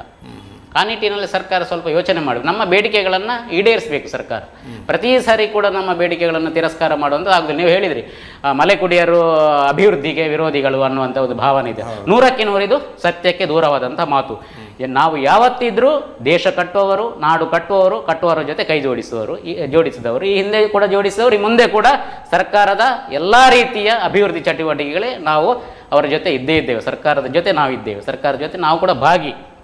ಅಭಿವೃದ್ಧಿಯ ವಿರೋಧಿಗಳು ಈ ಹಿಂದೆ ಕೂಡ ನಮ್ಮ ಮಲೆಕುಡಿ ಅಲ್ವೇ ಅಲ್ಲ, ಪರಂಪರಾಗತವಾಗಿ ಪಶ್ಚಿಮ ಘಟ್ಟವನ್ನು ಅಭಿವೃದ್ಧಿ ಮಾಡಿದವರು ಯಾರು ಅಂತ ಕೇಳಿದ್ರೆ ಮೊದಲಿಗರು ಮಲೆಕುಡಿಯರು. ಈ ಭಾಗದಲ್ಲಿ ಸಂರಕ್ಷಿಸಿದವರು ನಾವು ತಾಯಿಯ ನೆಲೆಯಲ್ಲಿ ನಾವು ನೋಡಿದವರು, ಪರಿಸರದ ಜೊತೆ ಸಹಜ ಜೀವನವನ್ನು ನಡೆಸಿಕೊಂಡು ಬಂದವರು ಯಾರು ಅಂತ ಕೇಳಿದರೆ ಈ ಭಾಗದಲ್ಲಿ ಮಲೆಕುಡಿಯರು. ಪರಿಸರ ಸ್ನೇಹಿ ನಾವು. ನಮಗೂ ಪಶ್ಚಿಮ ಘಟ್ಟ ಪರಿಸರಕ್ಕೂ ಅವಿನಾಭಾವ ಸಂಬಂಧ ಇದೆ. ಅಲ್ಲಿಯ ನದಿಗಳಿರ್ಬೋದು, ಅಲ್ಲಿಯ ಮರ ಇರ್ಬೋದು, ಪಕ್ಷಿ ಇರ್ಬೋದು, ಪ್ರಾಣಿ ಇರ್ಬೋದು, ಎಲ್ಲದರ ಜೊತೆ ನಾವು ನಮ್ಮ ಹಿರಿಯರು ಪೂರ್ವಜರಿಂದ ಕೂಡ ಆ ರೀತಿ ಬದುಕು ಕಟ್ಟಿಕೊಂಡು ಬಂದವರು, ಈಗ ಕೂಡ ಅದೇ ರೀತಿಯಲ್ಲಿ ನಾವು ಜೀವನ ನಡೆಸ್ಕೊಂಡು ಬಂದಿದ್ದೇವೆ. ಸರಿ, ಯಾವ ಕಾಲಕ್ಕೂ ಅರಣ್ಯವನ್ನು ನಾಶ ಮಾಡಿದ ಉದಾಹರಣೆಗಳಿಲ್ಲ. ಅರಣ್ಯವನ್ನು ನಾಶ ಮಾಡಿದರೆ ನೀವು ಹೇಳಬಹುದಿತ್ತು ನೀವು ಇದಕ್ಕೆ ಅಭಿವೃದ್ಧಿಗೆ ವಿರೋಧಿಗಳು ಅಂತ. ಅರಣ್ಯ ಕೂಡ ಅಭಿವೃದ್ಧಿಯ ಒಂದು ಭಾಗ, ಅಲ್ಲಿರ್ತಕ್ಕಂಥ ಪ್ರಾಣಿಗಳು ಕೂಡ ಅಭಿವೃದ್ಧಿಯ ಒಂದು ಭಾಗ, ಜೀವವೈದ್ಯ ಕೂಡ ಅಭಿವೃದ್ಧಿಯ ಭಾಗ. ಅದನ್ನು ನಾವು ಬಹಳ ಪ್ರಾಕೃತಿಕ ಸಮತೋಲನಕ್ಕೆ ಅದು ಮುಖ್ಯ. ಅದನ್ನು ನಾವು ಕಾಪಾಡಿಕೊಂಡು ಬಂದಿದ್ದೇವೆ. ಹಾಗಾಗಿ ನಾವು ಅಭಿವೃದ್ಧಿಯ ಪರ ಇರುವವರು ಅಂತ ಸಾಬೀತು ಮಾಡಿ ತೋರಿಸಿದ್ದೇವೆ. ಬಟ್ ಆದಿವಾಸಿ ಜನಾಂಗಗಳಲ್ಲಿ ಮಲೆಕುಡಿಯ ಸಂಘಕ್ಕೆ ಒಂದು ಅಪವಾದ ಇದೆ, ಹೋರಾಟ. ಹಿಂದಿನ ಪ್ರಮುಖ ಹೋರಾಟಗಳೇನು, ಮುಂದಿನ ಹೋರಾಟಗಳ ಚಿಂತನೆಗಳೇನು? ಈಗ ಮಲೆಕುಡಿಯ ಸಂಘಟನೆ ಜನಪರ ಹೋರಾಟಕ್ಕೂ ಒಂದು ಅವಿನಾಭಾವ ಸಂಬಂಧ ಇದೆ. ಆದಿವಾಸಿಗಳಲ್ಲಿ ಹೆಚ್ಚಾಗಿ ಒಂದಷ್ಟು ಅದೆಲ್ಲ ಬೇಡ ಅಂತ ಕುಳಿತುಕೊಳ್ಳುವವರೇ ಜಾಸ್ತಿ. ಸರ್, ಈಗ ನಾವು ಹೋರಾಟ ಮಾಡುವಂಥದ್ದು ಬದುಕಿಗೋಸ್ಕರ. ಬದುಕು ನಮ್ಮ ಏನು ಇದೆ ಅಸ್ತಿತ್ವದ ಧಕ್ಕೆ ಅದ, ನಾವು ಹೋರಾಟ ಮಾಡ್ತೀವಿ ಸರ್. ಅಂದರೆ ನಮ್ಮ ಬದುಕಿಗೋಸ್ಕರ ಸಂವಿಧಾನ ಚೌಕಟ್ಟಿನ ಒಳಗಡೆ ಹೋರಾಟವನ್ನು ಮಾಡ್ತಾ ಇದ್ದೀವಿ. ಹಿಂದಿನ ಪ್ರಮುಖ ಹೋರಾಟಗಳನ್ನು ನೆನಪಿಸಬಹುದಾ? ಈಗ ಹುಲಿ ಯೋಜನೆ ಆಗಿರ್ಬೋದು, SC/ST ಮೀಸಲಾತಿ ಈಗ 3ರಿಂದ 7% ಹೋರಾಟ ಆಗಿರ್ಬೋದು, ಬೇರೆ ಜನಪರ ಹೋರಾಟಗಳನ್ನು ನಾವು ಮಾಡ್ತಾ ಇದ್ದೀವಿ. ಫಲಶ್ರುತಿ ಆಗಿದೆ. ಈಗ ಆಲ್ಮೋಸ್ಟ್ ಈಗ ಹುಲಿ ಯೋಜನೆ ಈಗ ತಾತ್ಕಾಲಿಕವಾಗಿ ಆಗಿದೆ. SC/ST ಮೀಸಲಾತಿ ಈಗ ಅದು ಪ್ರೊಸೆಸ್ಸಲ್ಲಿದೆ. 3% ಹೌದು. ಈಗ ಕೇಂದ್ರ ಸರ್ಕಾರ ಆಲ್ಮೋಸ್ಟ್ ಈಗ 7% ನಮಗೆ ಇದೆ. ರಾಜ್ಯ ಸರ್ಕಾರದಲ್ಲಿ 3ರಿಂದ 7% ನಾವು ಕೊಡ್ಬೇಕಂತೇಳಿ ಹೋರಾಟ ಮಾಡ್ತಾ ಇದ್ದೇವೆ. ಅದು ಮತ್ತೆ ಒಳ ಮೀಸಲಾತಿ ಇದೆ, ಅದರ ಬಗ್ಗೆ ಕೂಡ ನಾವು ಹೋರಾಟ ಮಾಡ್ತಾ ಇದ್ದೇವೆ. ಮುಂದಿನ ಯೋಜನೆಗಳ ಬಗ್ಗೆ ರೂಪುರೇಷೆಗಳು ಆಗ್ತಾ ಇವೆ ಏನಾದರೂ? ಈಗ ಮುಂದಿನ ಯೋಜನೆ ಅಂದ್ರೆ ಈಗ ನಮ್ಮ ಬೇಡಿಕೆ ಏನಿದೆ, ಹೋರಾಟ ಸರ್. ಈಗ ನಮ್ದು ಒಂದು 10 ಬೇಡಿಕೆ ಇದೆ. ಹೌದು, 10 ಬೇಡಿಕೆಗೋಸ್ಕರ ನಾವು ಹೋರಾಟ ಮಾಡ್ತೇವೆ ಸರ್. ಅಂದ್ರೆ ಹೋರಾಟ ಅಂದ್ರೆ ಸಂವಿಧಾನ ಚೌಕಟ್ಟಿನ ಒಳಗಡೆ ಜಿಲ್ಲಾಡಳಿತ ಆಗಿರ್ಬೋದು, ಸರ್ಕಾರಕ್ಕಾಗಿರ್ಬೋದು, ಜನಪ್ರತಿನಿಧಿಗಾಗಿರ್ಬೋದು ಗಮನ ಸೆಳೆಯುವ ಪ್ರಯತ್ನ ಮಾಡ್ತೇವೆ. ಅಂದರೆ ಈ ಎಲ್ಲ ಬೇಡಿಕೆಗಳು ಯಾವಾಗ ಈಡೇರಬೇಕು? ಬಜೆಟ್ನಲ್ಲಿ ಈಡೇರಿದ್ರೆ ಸಾಕಾ? ಹೇಗೆ ನಾವು ಆದಷ್ಟು ಬೇಗ ಅದಕ್ಕಿಂತ ಪೂರ್ವದಲ್ಲಿ ಹೌದು ಆಗ್ಬೇಕಂತೇಳಿ ನಮ್ಮದೊಂದು ಆಗ್ರಹ ಸರ್. ಸರ್, ಮಲೆಕುಡಿಯರ ಸಂಘ ಬಲಿಷ್ಠ ಆಗಿದೆ ಈಗ, ಅಥವಾ ಎಲ್ಲ ಸಂಘಟನೆಗಳಂತೆ ಇಲ್ಲಿಯೂ ಕೂಡ ವಿಘಟನೆಗಳು ಆಗ್ತಾ ಇವೆ? ನಮ್ಮಲ್ಲಿ ಇಷ್ಟರ ತನಕ ಸಂಘ ಪ್ರಾರಂಭ ಆದ ಈ ಕ್ಷಣದ ತನಕ ಯಾವುದೇ ರೀತಿಯ ವಿಘಟನೆ ಇಲ್ಲ. ಮುಂದಿನ ದಿನಗಳಲ್ಲಿ ವಿಘಟನೆಗೆ ನಾವು ಅವಕಾಶವನ್ನು ಮಾಡಿಕೊಡುವುದಿಲ್ಲ. ಏನಿದ್ರು ನಮ್ಮದು ಸಂಘಟನೆ ಬಲಿಷ್ಠ ಸಂಘಟನೆ. ಎಲ್ಲ ಸಮುದಾಯಗಳಲ್ಲೂ ನಮ್ಮಲ್ಲಿಲ್ಲ ಆರಂಭ ಶೂರತ್ವ ಇರುತ್ತೆ. ನಮ್ಮಲ್ಲಿ ಪ್ರಾರಂಭದಲ್ಲಿ ಆರಂಭ ಶೂರತ್ವ ಇರಲಿಲ್ಲ. ನಾವು ಕೇವಲ ಸಮಸ್ಯೆ ಆಧರಿಸಿಕೊಂಡು ನಾವು ಸಂಘಟನೆ ಕಟ್ಟಿದವರು. ಎಲ್ಲಿಯೂ ಕೂಡ ನಮ್ಮಲ್ಲಿ ಇಷ್ಟ ನನಗೆ ವಿಘಟನೆ ಬರಲಿಲ್ಲ. ಅದು ಬರುವುದು ಕೂಡ ಇಲ್ಲ, ನಮ್ಮಲ್ಲಿ ಬರುವುದು ಕೂಡ ಇಲ್ಲ. ಆ ಪ್ರಕಾರದ ಮಾನಸಿಕತೆಯವರು ನಮ್ಮಲ್ಲಿ ಯಾರೂ ಇಲ್ಲ. ಹೊಸ ವಿಂಗ್ಗಳು ಕೂಡ ಅಲ್ಲ, ಹೊಸ ಮಹಿಳಾ ವಿಂಗ್, ಕ್ರೀಡಾ ಸಮಿತಿಗೆ ಎಲ್ಲವೂ ಇದ್ದಾವೆ. ನಾವು ಆಕ್ಟಿವ್ ಆಗಿದ್ದಾವೆ. ನಾವು ಬರೇ ನೀವು ಹೇಳಿದಾಗೆ ಹೋರಾಟ ಅಂತ ಹೇಳಿದ್ರಿ, ಬರೇ ಹೋರಾಟ ಅಲ್ಲ ನಮ್ಮದು. ಸಮಾಜವನ್ನು ಮುಖ್ಯವಾಹಿನಿಗೆ ತರಲಿಕ್ಕೋಸ್ಕರ ನಮ್ಮಲ್ಲಿ ಆರೋಗ್ಯದ ಕ್ಯಾಂಪ್ಗಳನ್ನು ನಾವು ಮಾಡಿದ್ದೇವೆ. ಕೆಲವು ರೀತಿಯ ಟ್ರಿಪ್ಪುಗಳನ್ನು ನಾವು ಮಾಡಿದ್ದೇವೆ. ನಮ್ಮಲ್ಲಿ ಒಗ್ಗಟ್ಟು ಬರಬೇಕು ಅಂತ, ನಮ್ಮಲ್ಲಿ ಯಾರಿಗಾದರೂ ಅಸೌಖ್ಯ ಆದಾಗ ನಾವು ಅವರಿಗೆ ಹೆಲ್ಪ್ ಮಾಡುವಂಥ, ನಮ್ಮ ಸಮುದಾಯದಲ್ಲೇ ಹಣಕಾಸನ್ನು ಒಟ್ಟು ಮಾಡಿಕೊಂಡು ಹೆಲ್ಪ್ ಮಾಡುವಂಥದ್ದನ್ನು ಮಾಡಿದ್ದೇವೆ. ಈ ರೀತಿ ನಿರಂತರವಾಗಿ ಶಿಕ್ಷಣದಲ್ಲಿ ಹಿಂದೆ ಇದ್ದವರಿಗೆ ಹಣಕಾಸಿನ ಕೊರತೆ ಆದಾಗ ಅವರಿಗೆ ಏನಾದರೂ ಸ್ವಲ್ಪ ಗೌರವಧನವನ್ನು ಕೊಟ್ಟು ಪ್ರತಿ ವರ್ಷ ನಾವು ಕೊಡ್ತಾ ಇದ್ದೇವೆ. ಪುಸ್ತಕ ಇಲ್ಲದಿದ್ದರೆ ಮಕ್ಕಳಿಗೆ ಪುಸ್ತಕ ವಿತರಣಾ ಕಾರ್ಯಕ್ರಮವನ್ನು ಮಾಡಿದ್ದೇವೆ. ಮತ್ತು ನಿಮ್ಮ ವಸ್ತ್ರ ಕೊಡುವಂಥ ಅದು ಮಾಡಿದ್ದೇವೆ. ಮತ್ತು ದಾನಿಗಳಿಂದ ನಾವು ಕೊಡಿಸಿದ್ದೇವೆ. ಇಂಥದ್ದು ಸಮಾಜಕ್ಕೆ ಪೂರಕವಾಗುವಂಥ ಕೆಲಸಗಳನ್ನು ಆ ಮಾಡಿದ್ದೇವೆ. ಪ್ರದೇಶಗಳಲ್ಲಿ ಈಗ ಮತ್ತೆ ಚುಗುರೊಡೆಯುತ್ತಿರುವಂತಹ ಈ ನಕ್ಸಲ್ ಚಟುವಟಿಕೆಗಳನ್ನು ನಿಯಂತ್ರಿಸುವಲ್ಲಿ ಏನಾದರೂ ಪಾತ್ರ ವಹಿಸ್ತಾ ಇದ್ದೀರಾ? ನಾವು ಪ್ರಾರಂಭದಲ್ಲೇ ನಕ್ಸಲ್, ಇದು ಅಪಾಯಕಾರಿ, ಮುಂದೊಂದು ದಿನ ಮಲೆಕುಡಿಯ ಸಮುದಾಯಕ್ಕೂ ಕೂಡ ಹೊಡೆತ ನೀಡಬಹುದು. ನಾವು ಪ್ರಾರಂಭದಲ್ಲೇ ಕರ್ನಾಟಕ ವಿಮೋಚನ ರಂಗ ಬಂದಾಗ ಅದು ಜನರಲ್ಲಿ ಏನು ಅಂತ ಹೇಳಿದರೆ ನಮ್ಮನ್ನು ಒಕ್ಕಲಬ್ಬಿಸೋದಕ್ಕೆ ಇದು ಬಲಿಷ್ಠ ಸಂಘಟನೆ ಇದರ ಜೊತೆ ಹೋಗಬಹುದು ಅಂತ ಜನರಿಗೆ ಒಂದು ಭಾವನೆ ಇತ್ತು. ತದನಂತರ ಅದರ ಹಿಂದುಗಡೆ ಬೇರೊಂದು ರೀತಿಯ ಒಂದು ವ್ಯವಸ್ಥೆ ಇದೆ ಅಂತಕ್ಕಂಥ ಮಾಹಿತಿ ಗೊತ್ತಾದ ಕೂಡಲೇ ಎಲ್ಲರೂ ಅದರಿಂದ ಹಿಂದೆ ಸರಿದಿದ್ದಾರೆ. ವಿಶೇಷವಾಗಿ ಮಲೆಕುಡಿ ಸಂಘಟನೆ ಆವತ್ತಿನಿಂದಲೇ ಪೊಲೀಸ್ ಇಲಾಖೆಯ ಜೊತೆ ಸೇರಿಕೊಂಡು ನಾವೆಲ್ಲಿ ಏನು ನಮ್ಮ ಗ್ರಾಮಗಳಲ್ಲಿ ನಮ್ಮ ಸಭೆ ಆಗ್ತಾ ಇತ್ತು ಪ್ರಾರಂಭದಲ್ಲಿ ಸಂಘಟನೆ ಕಟ್ಟಲಿಕ್ಕೋಸ್ಕರ, ಆವಾಗಲೇ ನಾವು ಧ್ವನಿ ಇತ್ತಿದ್ದೆ. ಎಲ್ಲರಿಗೆ ನಮ್ಮವ್ರಿಗೆ ಹೇಳಿದ್ದೇವೆ, ಯಾವುದೇ ಕಾರಣಕ್ಕೂ ಅಂಥ ಸಂಘಟನೆಗಳ ಜೊತೆ, ಅಂಥ ವ್ಯಕ್ತಿಗಳ ಜೊತೆ, ಅಂಥ ಸಂಘಟನೆಯ ಜೊತೆ ಸಂಪರ್ಕ ಇರೋರ ಜೊತೆ ನಾವು ಸಂಪರ್ಕ ಇರಬಾರ್ದು, ನಾವು ನಕ್ಸಲ್ ವ್ಯವಸ್ಥೆಯನ್ನು ವಿರೋಧ ಮಾಡಬೇಕು ಅನ್ನುವಂಥದ್ದನ್ನು ಜಾಗೃತಿ ಮಾಡಿಕೊಂಡು ಬಂದಿದ್ದೇವೆ. ಪೊಲೀಸ್ ಇಲಾಖೆಯ ಜೊತೆ ಇದ್ದುಕೊಂಡೆ ಪೊಲೀಸ್ನವರು ಜನಸಂಪರ್ಕ ಸಭೆ, ನಮ್ಮ ಬುಡಕಟ್ಟು ಸಮುದಾಯದವರ ಜೊತೆ ಅವರದ್ದು ಜನಸಂಪರ್ಕ ಸಭೆ ಆಗ್ತಾ ಇತ್ತು. ಅಲ್ಲಿ ಕೂಡ ಅವರ ಜೊತೆ ಸೇರಿಕೊಂಡೆ ನಾವು ಅದನ್ನು ವಿರೋಧ ಮಾಡಿದ್ದವರು. ಅದು ನಾವು ವಿರೋಧ ಅಂತ ಹೇಳಿದ್ರೆ ಏನು, ಆ ಭಾಗದಲ್ಲಿ ಇದ್ದುಕೊಂಡು ನಾವು ವಿರೋಧ ಮಾಡಿದ್ದೇವೆ. ಕೆಲವರೆಲ್ಲ ಹೆದರಿಕೆಯಿಂದ ಮತ್ತೆ ಅವ್ರು ನಕ್ಸಲ್ ಬಂದು ಏನೋ ಮಾಡ್ತಾರೆ, ನಾವು ಅದನ್ನೂ ಲೆಕ್ಕ ಇಡದೆ ನಾವು ಸರ್ಕಾರಕ್ಕೆ ಸಹಕಾರವನ್ನು, ಬೆಂಬಲವನ್ನು ಪೊಲೀಸ್ ಇಲಾಖೆ ಕೊಟ್ಟುಕೊಂಡು ಬಂದವರು. ಯಾವ ಕಾರಣಕ್ಕೂ ನಾವು ಹಿಂಸಾವಾದವನ್ನು ಒಪ್ಪುವುದಿಲ್ಲ. ಗನ್ನೆ ಹಿಡ್ಕೊಂಡು ಹೋರಾಟ. ಅಭಿವೃದ್ಧಿ ನಿಗಮ ಮಂಡಳಿಗಳಿಗೆ ಏನಾದರೂ ಬೇಡಿಕೆ ಸಲ್ಲಿಸಲಿಲ್ವಾ? ನಾವು ನಮಗೆ ವಿಶೇಷವಾಗಿ ಆದಿವಾಸಿ ನಿಗಮ ಮಾಡಬೇಕು, ಮುಂದುವರಿದ ಸಮುದಾಯಗಳು ನಿಗಮಕ್ಕಾಗಿ ನಾವು ಅದು ಹಕ್ಕೊತ್ತಾಯದಲ್ಲಿ ಇದೆ. ಅವರು 10-11 ಅಂಶ ಹೇಳಿದ್ರಲ್ಲ, ಅದರಲ್ಲಿ ಆದಿವಾಸಿ ನಿಗಮ ಮಾಡಬೇಕು ಅಂತ ಇದೆ. ಆದಿವಾಸಿ ಅಂತ ಹೇಳಿದ್ರೆ ಅಲ್ಲಿ ಅರಣ್ಯ ಆಧಾರಿತ 12 ಆದಿವಾಸಿ ಇದಾವೆ, ಇದು ಅರಣ್ಯ ಆಧಾರಿತ. ನಮ್ಗೊಂದು ಕೊಡಬೇಕು ಅಂತ ಕೇಳಿದ್ದೇವೆ. 400 ಕೋಟಿ ಕೇಳಿದ್ದೇವೆ, 400 ಎಕರೆ ಜಾಗ ಕೇಳಿದ್ದೇವೆ, 100 ಕೋಟಿ ಅಭಿವೃದ್ಧಿ ನಿಗಮ ಕೇಳಿದ್ದೇವೆ. ಸರ್ಕಾರ ಅದಕ್ಕೆ ಮನ್ನಣೆ ಕೊಡಬೇಕು. ಅದು ಮಾಡಿದ್ರೆ ನಮ್ಮವರು ಸ್ವಲ್ಪ ಅನುಕೂಲ ಆಗ್ತದೆ. ಸರ್, ಈಗ ಮಾನ್ಯ ನಮ್ದು ಬೇಡಿಕೆ ಏನಿತ್ತು ಆದಿವಾಸಿ ಅಭಿವೃದ್ಧಿ ನಿಗಮ, ಈಗಾಗಲೇ ಸನ್ಮಾನ್ಯ ಮುಖ್ಯಮಂತ್ರಿಗಳು ಘೋಷಣೆ ಮಾಡಿದ್ದಾರೆ. ಅದನ್ನು ಆದಷ್ಟು ಬೇಗ ಅನುಷ್ಠಾನಗೊಳಿಸಬೇಕು. ಅದನ್ನು ಅಭಿವೃದ್ಧಿ ನಿಗಮದ ಘೋಷಣೆ ಮಾಡಿದ್ದಾರೆ, ಅನುಷ್ಠಾನ ಆಗಲಿಲ್ಲ. ಅನುಷ್ಠಾನ ಆದಷ್ಟು ಬೇಗ ಮಾಡಬೇಕು.